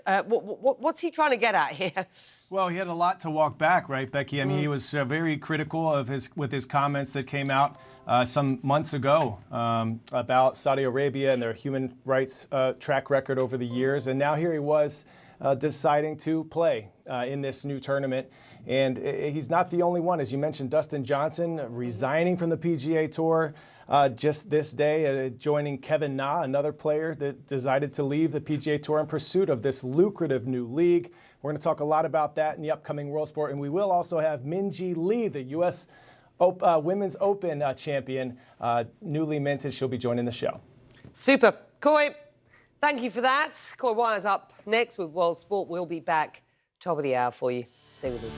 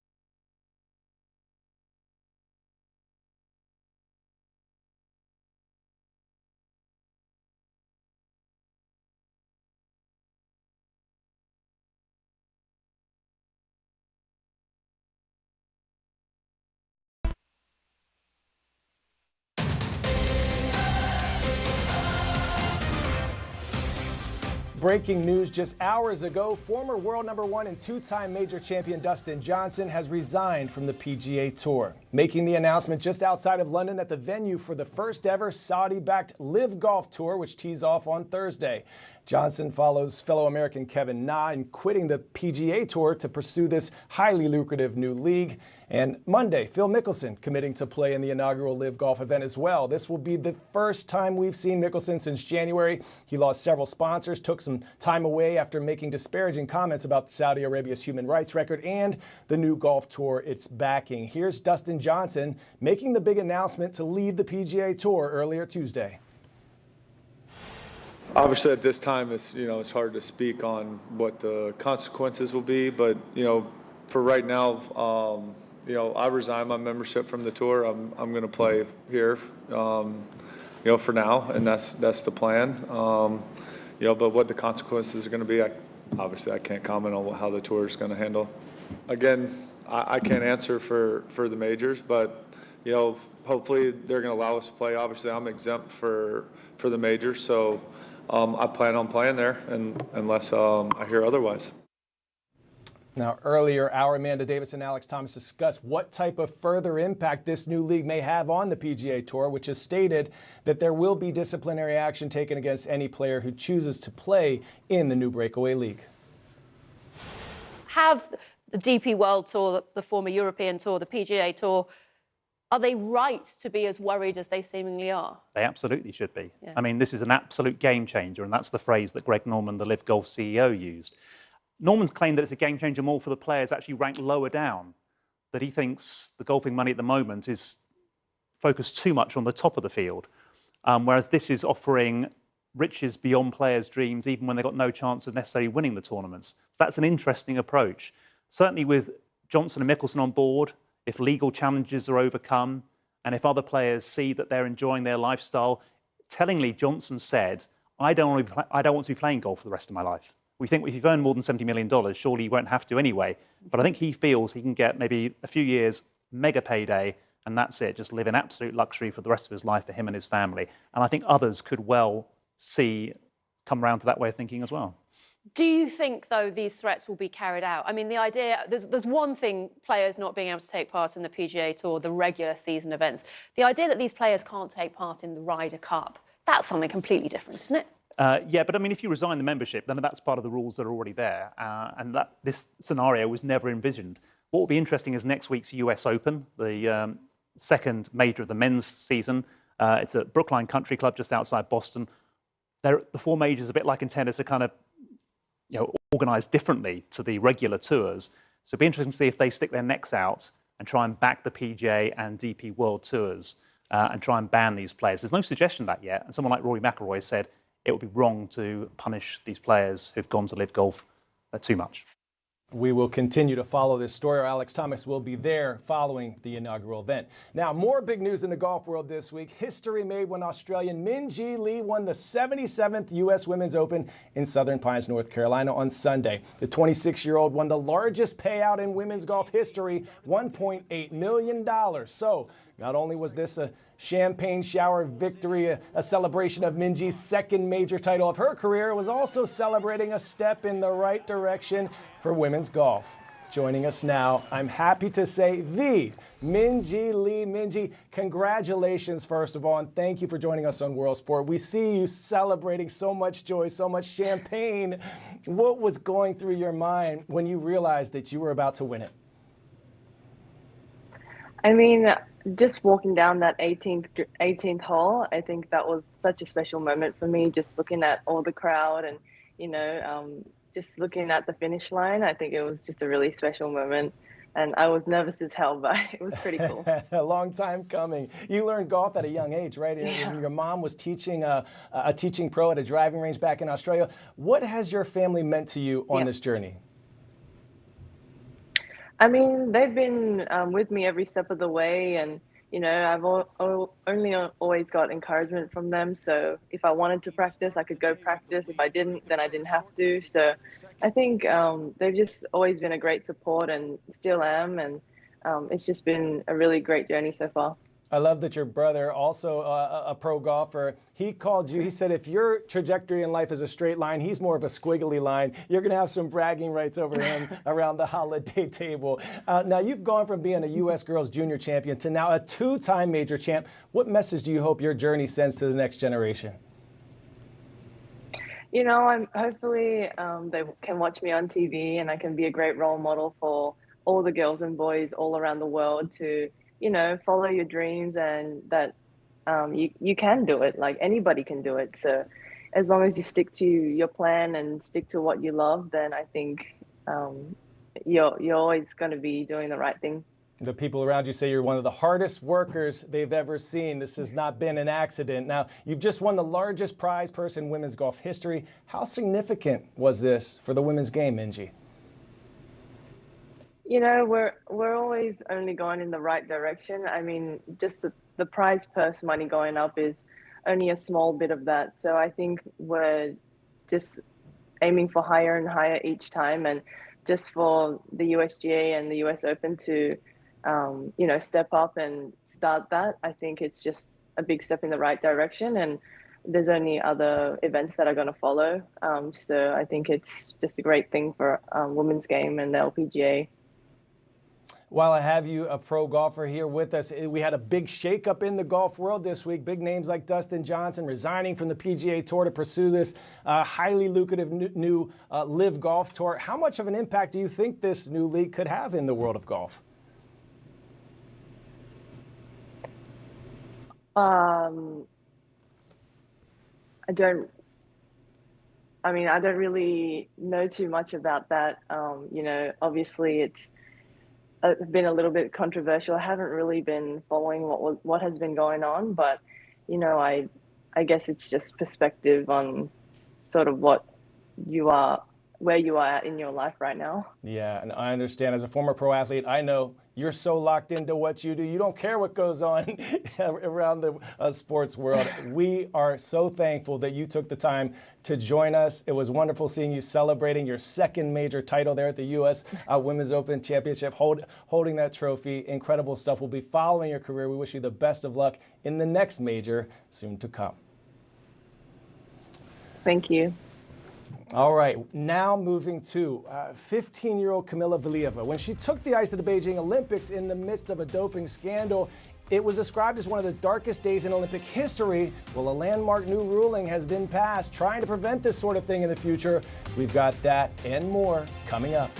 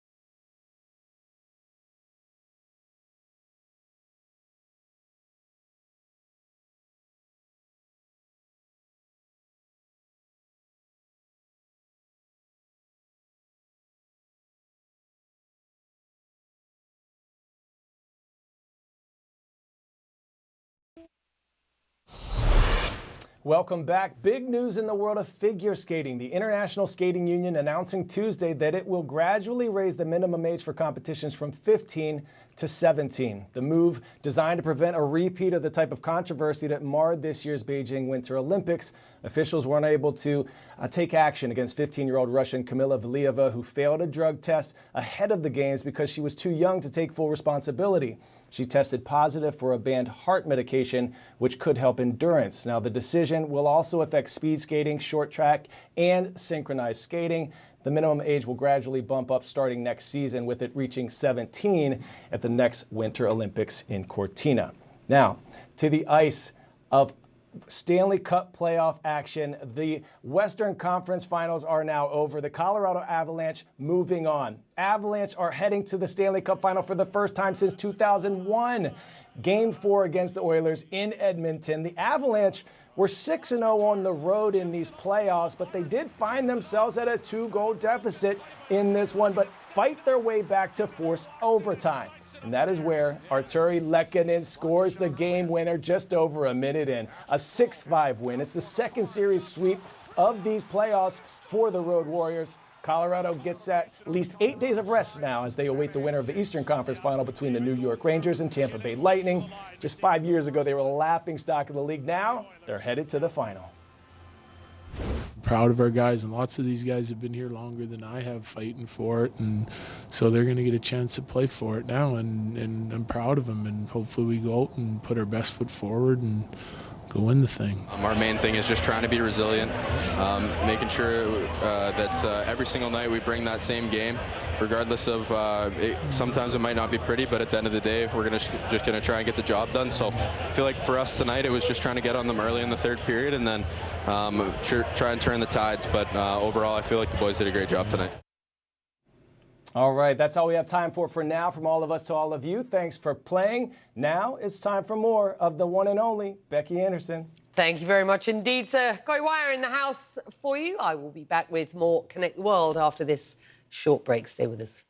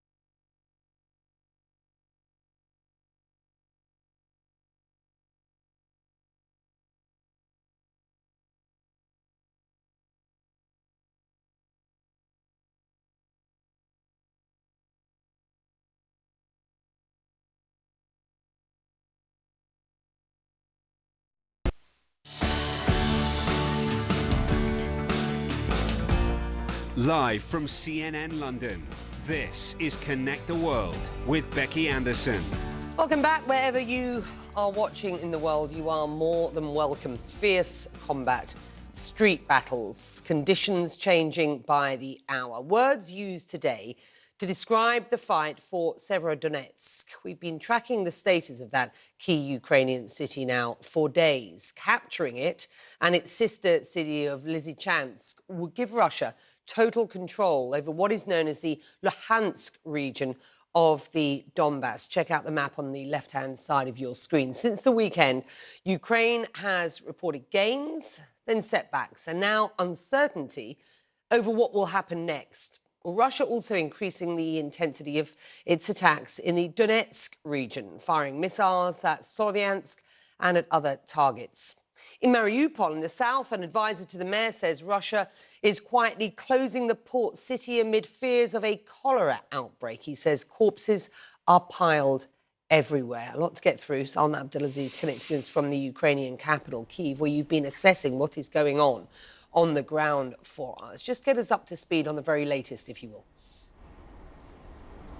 Let's start with Severodonetsk. As you mentioned, Becky, of course, a key battle city right now. President Zelensky saying in an address last night that Ukrainian defenders are holding their ground. Last week, it looked like that city was about to fall to Russian forces. It now appears that Ukrainian troops have been able to claw back some territory, but these are fierce street-to-street battles. And Ukrainian officials tell us that Russian forces are using an incredible amount of resources, firepower, troops, artillery, to bomb, besiege, try to take hold of Severodonetsk and the main access road into that city as well. That means supply routes are tenuous at best, and that means for the more than 10,000 civilians still trapped in that city, there is no clear way out. And as you pointed out, why are we speaking about the city as we have for days now? Because it is that key victory. It is that key step forward towards taking Luhansk, President Putin's larger goal, of course, of taking the Donbass region. I'm also going to mention the Black Sea, because there we've seen, according to Ukrainian officials, Russian warships pushed back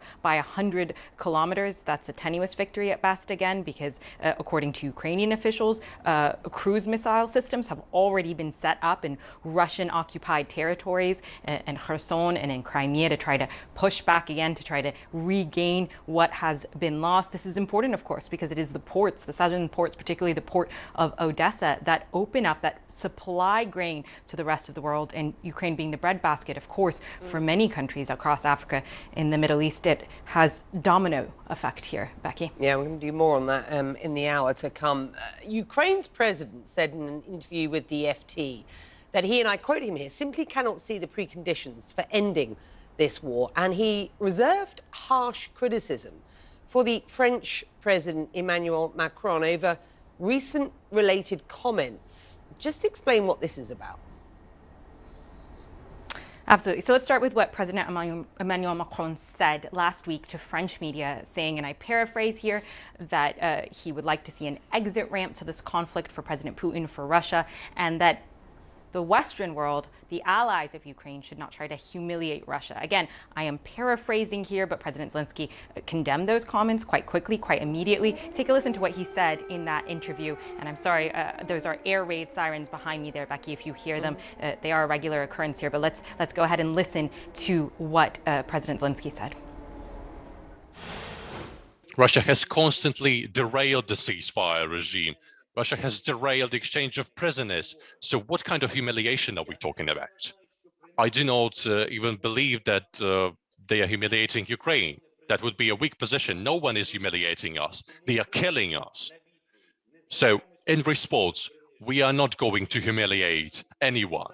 We are going to respond in kind.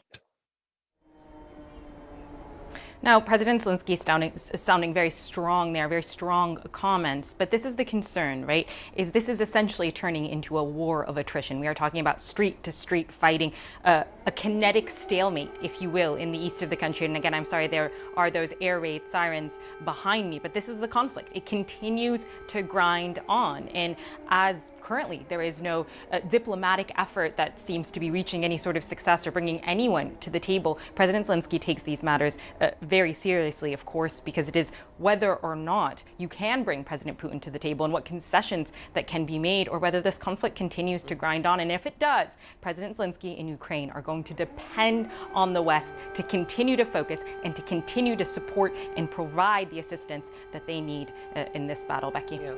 And those sirens, just a reminder that this war continues not just with risks in the areas that we have been reporting on, but also where you are as well. Thank you. Well, in his interview with the Financial Times, President Zelensky called Ukraine's inability to export grain from Russian-blockaded ports a threat of global magnitude. Well, that same sentiment expressed by the European Council President at a UN Security Council meeting following a Russian missile strike that destroyed a grain terminal. I want you just to have a listen to what he said. Mr. Ambassador of the Russian Federation, let's be honest. The Kremlin is using food supplies as a stealth missile against developing countries. The dramatic consequences of Russia's war are spilling over across the globe, and this is driving up food prices, pushing people into poverty and destabilizing entire regions. And Russia is solely responsible for this food crisis, Russia alone, despite the Kremlin's campaign of lies and disinformation. That was Charles Michel, Before walking out of the meeting, Russia's UN envoy insisted Western sanctions are what is at fault here, not his country. So today, the masks have been cast off, quite simply. And today, however, it has now become trendy to accuse Russia for the energy and the food crisis which you yourselves have created. Well, amid increasing worry over the global food supply, Turkey hopes to broker a solution to what is this grain crisis. Now, you will remember that Turkey has been trying to take on the role of mediator since the start of this war. Russia's foreign minister is set to visit Ankara on Wednesday, and as my colleague Jumana Karadze tells us, Sergei Lavrov's visit is coming amid more evidence that Russia is stealing Ukrainian grain. From his Istanbul terrace, Yuruk Ishuk has watched part of Russia's invasion of Ukraine play out in Turkey's Bosphorus Strait. First, it was the military buildup. Now the ship watcher and founder of the Bosphorus Observer has been documenting Russia's theft of Ukrainian grain. With the help of satellite images and Ukrainian activists, he tracked and filmed this Russian ship transiting the Bosphorus. The ship appeared in Maxar Technologies images obtained by CNN last month. It was smuggling stolen Ukrainian wheat. This is a bottleneck spot, and there aren't so many spots like this. This easy to monitor. We almost miss nothing coming out of Black Sea from here. Only in last 2-3 weeks, we witnessed at least 10 journeys of 10 different ships carried wheat from occupied Ukrainian ports into mostly to Syria. Because people are worried about the sanctions, etc., they are usually carrying first to Syria, and it's getting distributed to the other Middle Eastern customers from Syria so far. Turkey's straits are governed by the 1936 Montreux Convention. It's already restricted access to Russian naval vessels under that agreement, but when it comes to commercial traffic, it's limited in what it can do. But Russia is not only accused of theft. Ukraine, the US, and the EU have all accused it of holding the world to ransom, blockading Ukrainian ports and stopping the export of more than 20 million tons of Ukrainian grain that dozens of countries rely on. Russia blames Ukraine for the blockade and says it's Western sanctions that are causing a global food crisis. Turkey's trying to use its strategic location and its close ties with both its Black Sea neighbors, Russia and Ukraine, to try and broker a deal that would establish a sea corridor for Ukrainian grain exports.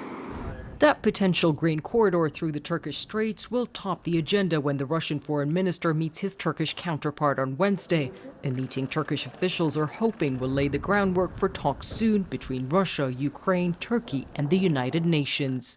Turkey can definitely provide service as an auditor to make sure that grain is being sent out from both Ukraine and Russia. Being one of the Black Sea powers, it has the capacity to provide security inside the Black Sea as well. So it can be a player that provides security, that provides observation, provides auditing that could be acceptable and considered legitimate by both Kiev and Moscow. But the Russians will have their own demands, likely unacceptable to Western powers. They've already indicated they want sanctions lifted. I expect the Russians to want a waiver on their grain sales as well, and they feel that they have the leverage right now. Turkey is going to be very important in being able to negotiate between Russia and the West to be able to get a sanctions waiver for the Russians for their grain sales as well. When few will trust what Russia promises, there's no easy path out of this. But Turkey's hoping it can at least begin the complex process of trying to end the blockade and avert a crisis the UN has warned will lead to famine and instability around the world. Jumana Karadze, CNN, Istanbul. Well, with Russia's invasion of Ukraine now in its fourth month, concerns are growing over the safety of Ukraine's nuclear sites. Ukraine is home to Europe's largest nuclear power plant, and that plant has fallen under Russian occupation during the war. On Monday, the head of the International Atomic Energy Agency, Rafael Grossi, said, and I quote, "We are working to send an expert mission to the Zaporizhzhia nuclear power plant. Ukraine requested us. We will go there." This after warning that there is a clear and present risk to the safety, security and safeguards at the plant. But Ukraine's nuclear energy operator accuses the Director General of legitimizing Russia's occupation of the plant and of lying in claiming Ukraine requested he travel there. Earlier today, an IAEA spokesperson declined to comment on those accusations. Well, let's bring in one person who hopefully can clear this up. It's the IAEA Director General, Rafael Grossi, joining us live from the agency's headquarters in Vienna. What's your response to what the Ukrainians have said, specifically accusing you of lying about an invitation to the plant, sir? Well, first of all, it's very good to talk to you again. Let me say that I wouldn't go into a polemic or an argument. Let me say simply this.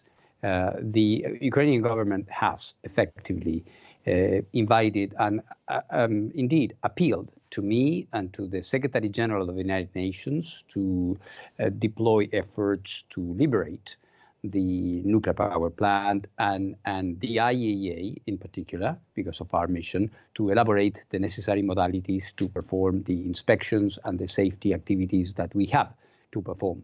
And let me say, when we talk about invitations, this is about a contractual obligation. The IAEA has to perform these inspections in Ukraine. It's not a matter of wanting or wishing. It's an obligation for us and for the Ukraine. Naturally, we are experiencing a unique situation with the war, with a facility that has been occupied by a third power. So obviously, we are working, and we have to come to a modality, as the Ukrainian government has clearly said, so that this visit takes place and the inspections that we have to perform. But Mr. Grossi, let me push you on this, because it is important. You have been accused of lying. The Ukrainian nuclear energy operator has said that you are legitimizing Russia's occupation of the plant by traveling there. So I want to get this quite straight. Have they invited you or not? Of course, as I said again, the Ukrainian government has requested us to come to perform an obligation. All right? This is not about a social invitation, or maybe if you want to come or not. This is an obligation for the IAEA and for Ukraine to have these inspections, which are not taking place, I will repeat, for a long time now, with a lot of nuclear material there that needs to be inspected, and also to assist them. You may know that I have been twice already in Ukraine. I have been with President Zelensky. I was in the South Ukraine nuclear power plant. I was in Chernobyl. We are dispatching missions. So we are now assisting in many ways. We are one of the few international organizations, I would say, on the ground, with people and feet on the ground, assisting Ukraine. So, I understand. Frankly speaking, I just wonder what message you believe this is sending to the Ukrainians if you visit a power plant that is under Russian control. They say that this is legitimizing that control. I just want your response to that. I would say this is absolutely incorrect, because when I go there, I will be going there under the safeguards agreement that Ukraine has with the IAEA, not the Russian Federation. Ukraine. So maybe whoever that is saying these things should be reminded of the legal, the contractual framework under which the IAEA interacts with its member states. It's as simple as that. It was Ukraine's nuclear energy operator accusing you of lying and claiming that Ukraine requested you travel it. Last time we spoke, you said the world should be careful about frivolous reporting with regard to what is actually happening on the ground. So indeed, it's important at this point. What exactly is the situation at the power plant at present? Indeed, and this is why I insist that we come. It is only when we, the inspectors of the IAEA, the safety experts of the IAEA, go to the place that the world, the international community, and of course, the member states, the owner of the plant, who has been disowned in this case, and everybody else can have an exact idea of what is going on. So frankly, I do understand, and I know that this is a tremendously difficult situation for all Ukrainians, but the IAEA is actually helping, assisting Ukraine, and has been doing so from February 24th. And we will continue doing this in spite of some things that one or the other may say in the middle, perhaps under emotion.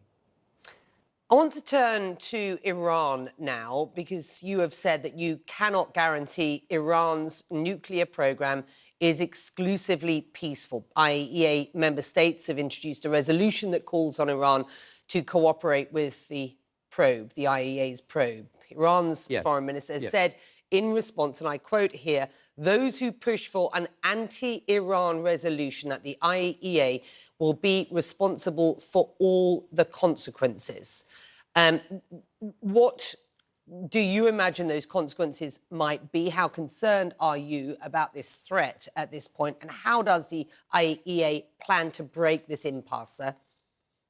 Well, what we are trying to do, and this is what I said, in these reports you are referring to, and I mean my statements at the opening session of the Board of Governors, the IAEA that is discussing this right now, is that I am open, I am ready to engage. The problem is that we have been discussing, this is a new chapter in a long story, and I had a pleasure to discuss this with you on previous occasions. Sure. This is a long story.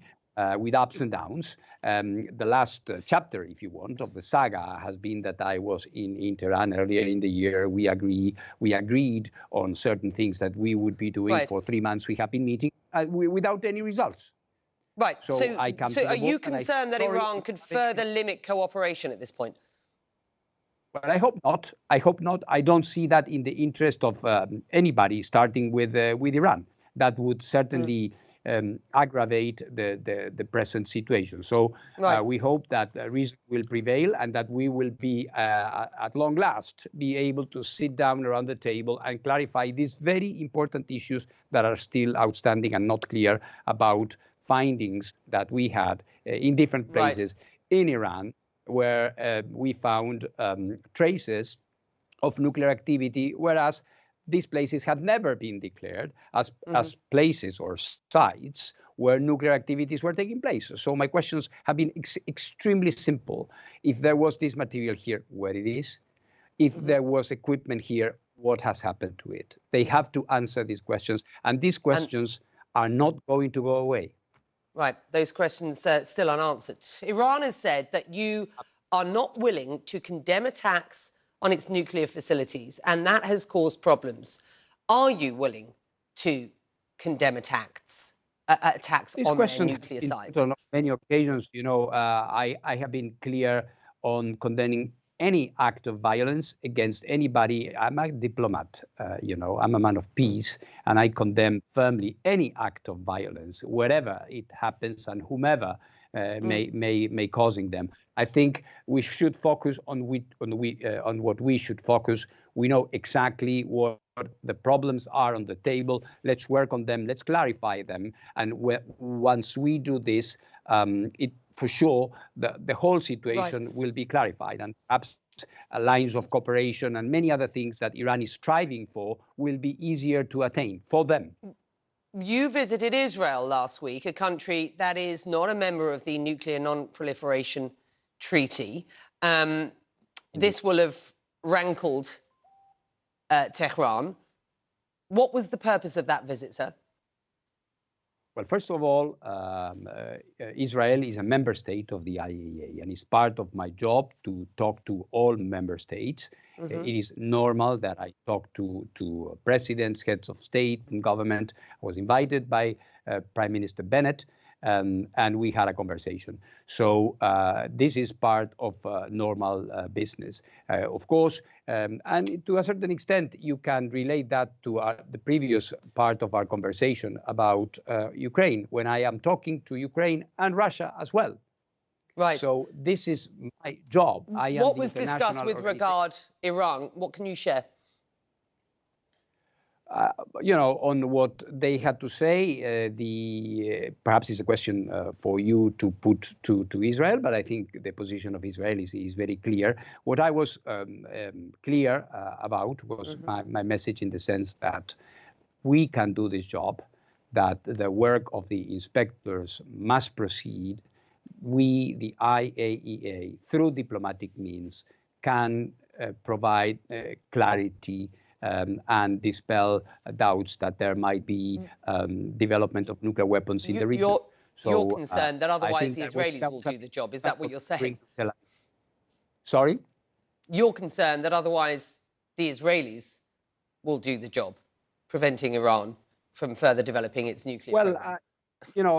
I concentrate on my message, and my message is to Iran is, let's work together, let's roll up our sleeves, clarify this, because we can do it.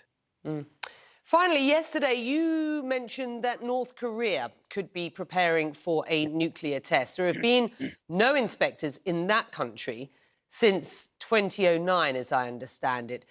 Will you re-engage with Pyongyang in the light of this news? Well, the situation is quite concerning because, as I said in my report, what we see is a fast forward in every line of the nuclear program of the DPRK. They are building more facilities to enrich uranium. They are operating their reprocessing plant. The reprocessing plant is what takes plutonium out of fuel, which is another way to have material for more bombs. And they are readying their nuclear test site. So all this points to a very, I would say, concerning situation where North Korea seems to be ignoring the several resolutions from the Security Council. Can I ask, will you re-engage then with Pyongyang? I think first, for us to re-engage, there has to be a political agreement.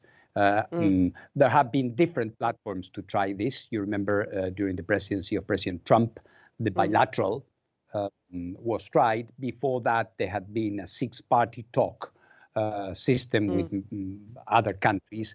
So before, we are a technical organization, of course, with a profound political significance, but we are basically a technical organization, inspectors. So what we need is to go and inspect whatever will have been agreed at the political table. So we are ready, we are preparing, and we will deploy immediately once there is an agreement to allow the inspectors back in, which is, of course, long overdue. Rafael Grossi, it's good to have your time. Wide-ranging discussion and an extremely important one. Thank you very much indeed for joining us. Thank you. It's always a pleasure. Thank you very much. Just ahead, the morning after the night before, Britain's Boris Johnson has a message for his top team just hours after surviving what was a confidence vote. We'll be live in Downing Street for you. Saudi Arabia's new golf tour nabs another big name for what is its inaugural event. More on that after this.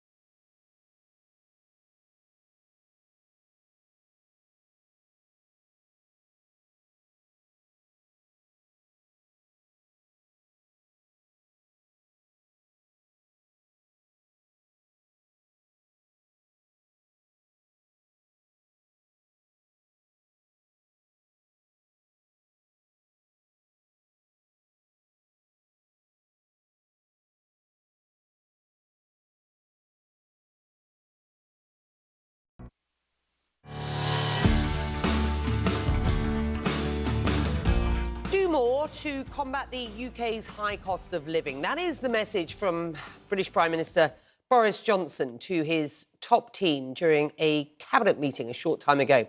This Prime Minister, embattled as he is clinging on to power after surviving a confidence vote among lawmakers from his own Conservative Party. Deep discontent was laid bare Monday night when 41% of those Tory MPs voted to oust him, and the Scottish First Minister is already describing Mr Johnson as a lame duck.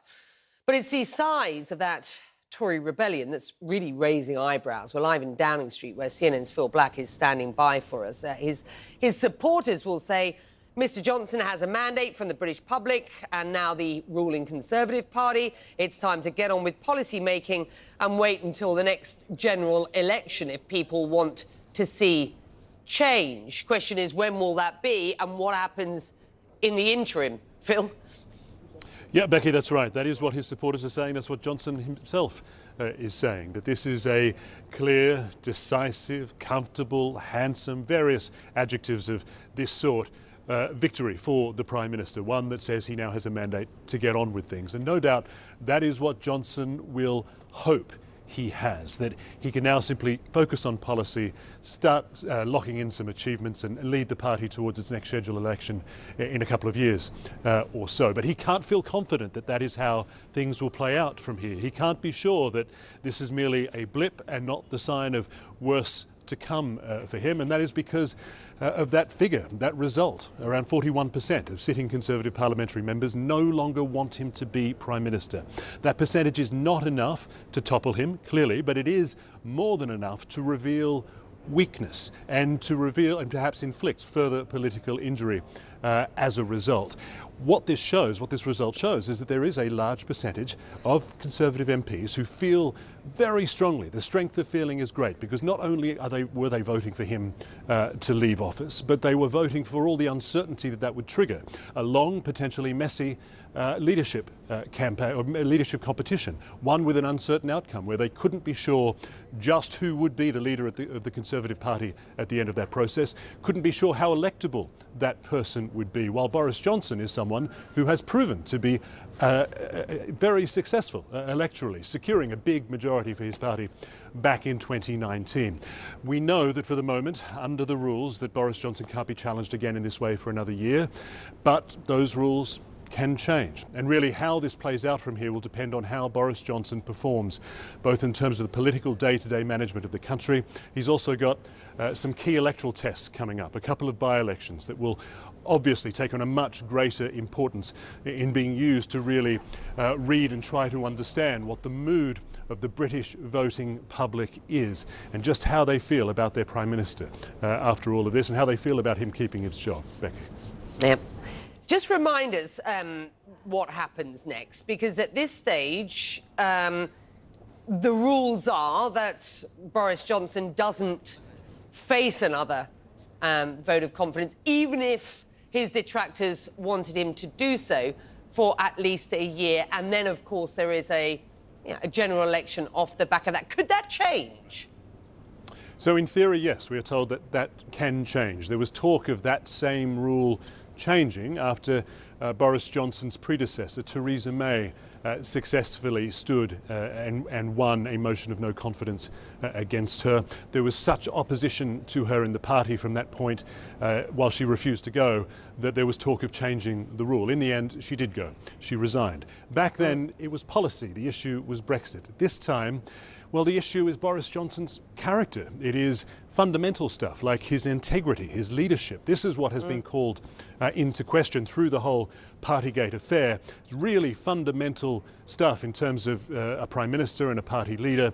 And it's not easy to see how Boris Johnson can very easily win such a large block of opposition back on side. But as has often been said today, Boris Johnson is not a conventional politician. The rules of politics don't often seem to apply to him. And he does seem to come out of crises.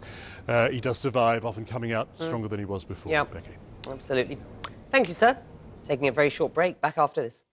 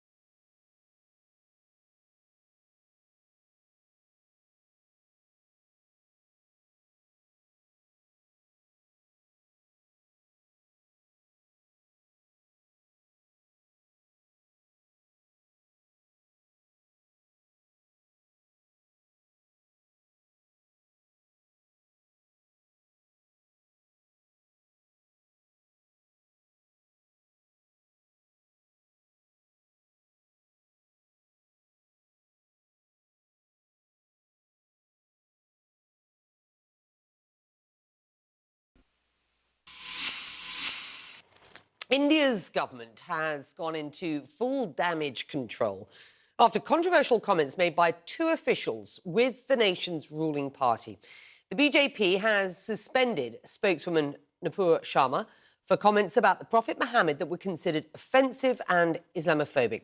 Sharma has since withdrawn her statement, but that didn't stop at least 14 countries from condemning her words. And in retaliation, shops, for example, in Kuwait were seen removing Indian products from the shelves. My next guest, journalist Barker Dutt, tweeted this. Imagine training for one of the toughest exams in the world, trained to be a diplomat, and then have to waste your acumen defending and explaining hate-mongering of political spokespersons on the global stage. A word of commiseration for our diplomats today. Barker Dutt joining us now from New Delhi, and apologise they are having to do. Before we get into this specific issue, I want to take a step back and just discuss how we got here. Because this anti-minority sentiment has gained such a strong position in Indian politics. Why? Well, thank you for having me, Becky. And quite simply, I think it's because the ruling BJP, the Bharatiya Janata Party, does not have to pay any electoral price for the othering of the Muslim community. If it did, all political parties eventually are guided by whether they can win or lose elections. Unfortunately, that's the cynical truth. If they did, then perhaps this sort of polarization, the Islamophobia, the othering, the anti-Muslim rhetoric would have a domestic backlash. But other than, domestic criticism from progressives, from liberals, from opposition parties, there have been no serious electoral consequences for the BJP. If you couple that with a culture of coarseness that has tragically been promoted by primetime shows across private television news in India, what you saw Ms. Sharma doing, I'm ashamed to say, is par for the course in many, many primetime television debates in India today. So it's politics coupled with media as theatrics. So, as you point out, this is not the first time that an Indian audience will have heard anti-Muslim comments from BJP members. Why do you think we are only seeing action then taken now? Well, that's an excellent question, because I'm not sure that your viewers know that there were almost 10 days between the time that these comments were made about the Prophet and the time that the government actually dropped Ms. Sharma from their panel of spokespeople and suspended her from the party. What went on in those 10 days? Quite simply, I guess the government did not think, as I pointed out, that there would be any blowback. Domestically, at least, there was none. And then we had the backlash starting to take place in Qatar to begin with. And soon you had country after country in the Gulf, in the Islamic world, joining the chorus of protests against India. Now, this is a lot about economics. We're talking about billions of dollars in trade, dependency of energy requirements, massive volume of both import and export of trade items. But you're also talking about, hundreds of thousands of Indians who actually live and work in these countries and send money back home. And we started getting reports of Indians working in these countries now facing social backlash. Then there's the strategic affairs perspective. Security requirements, briefly, I'll just say that in the Muslim world, the Prime Minister has personally invested in bettering relations with many of these Muslim countries in the Gulf, and he's seen it as a big vindication that he's been able to do that. So there was a lot at stake, and that is why India could not afford to ignore this anymore. And this is why, as you have put it, these diplomats are now working overdrive to crisis manage this situation. And you're right to point out it's millions of Indians working and living in the Gulf area. These are Gulf Arab states which share increasingly close ties with India. Those relationships, as you rightly point out, becoming increasingly important for New Delhi.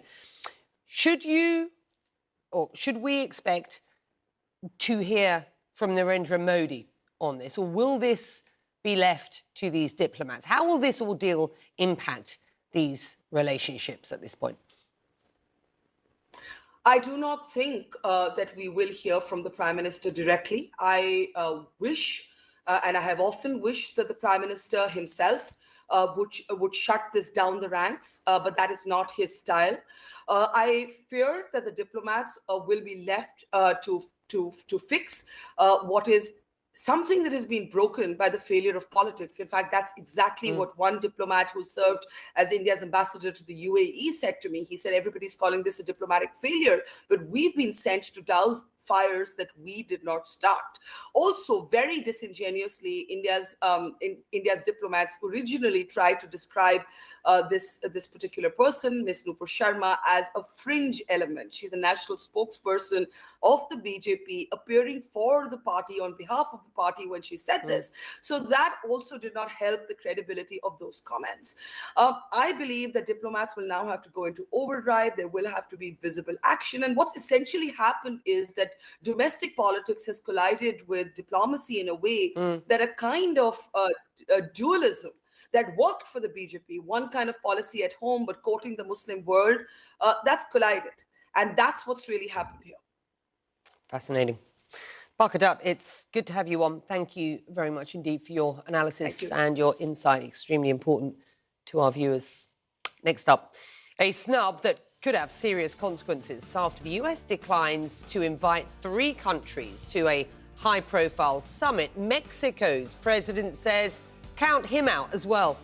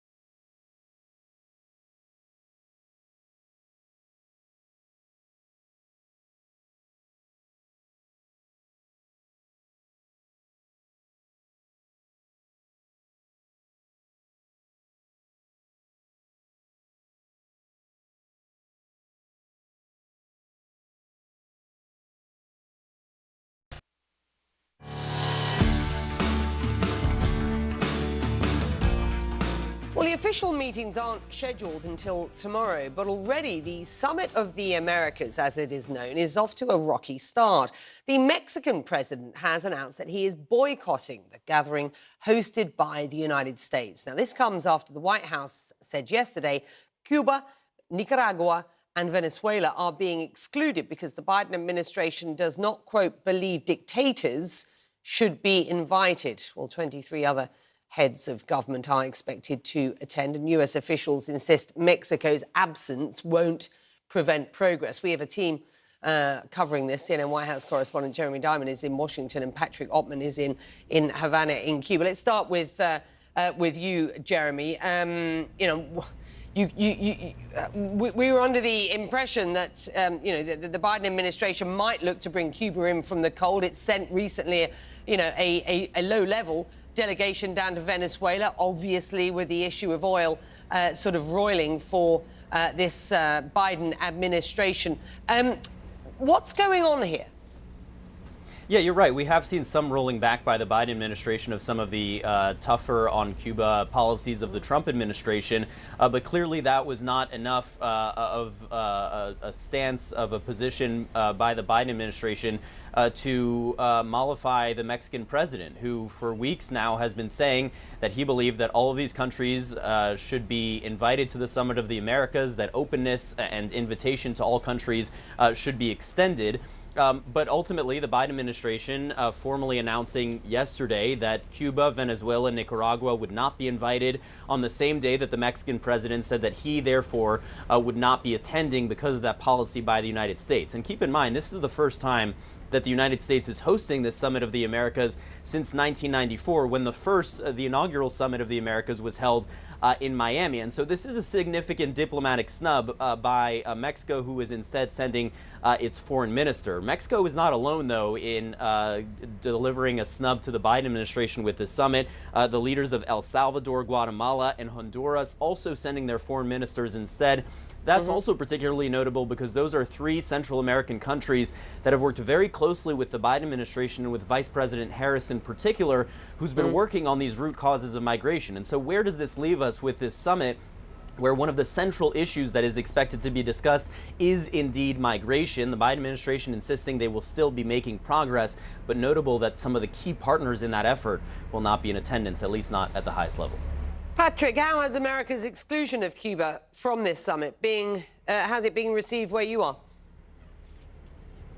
Well, you know, the Cuban officials have for weeks been working behind the scenes to try to get an invitation, and really they had nothing to lose here. And yesterday, when it became official that they were not being invited, they were able to blast the United States, somewhat ironically, as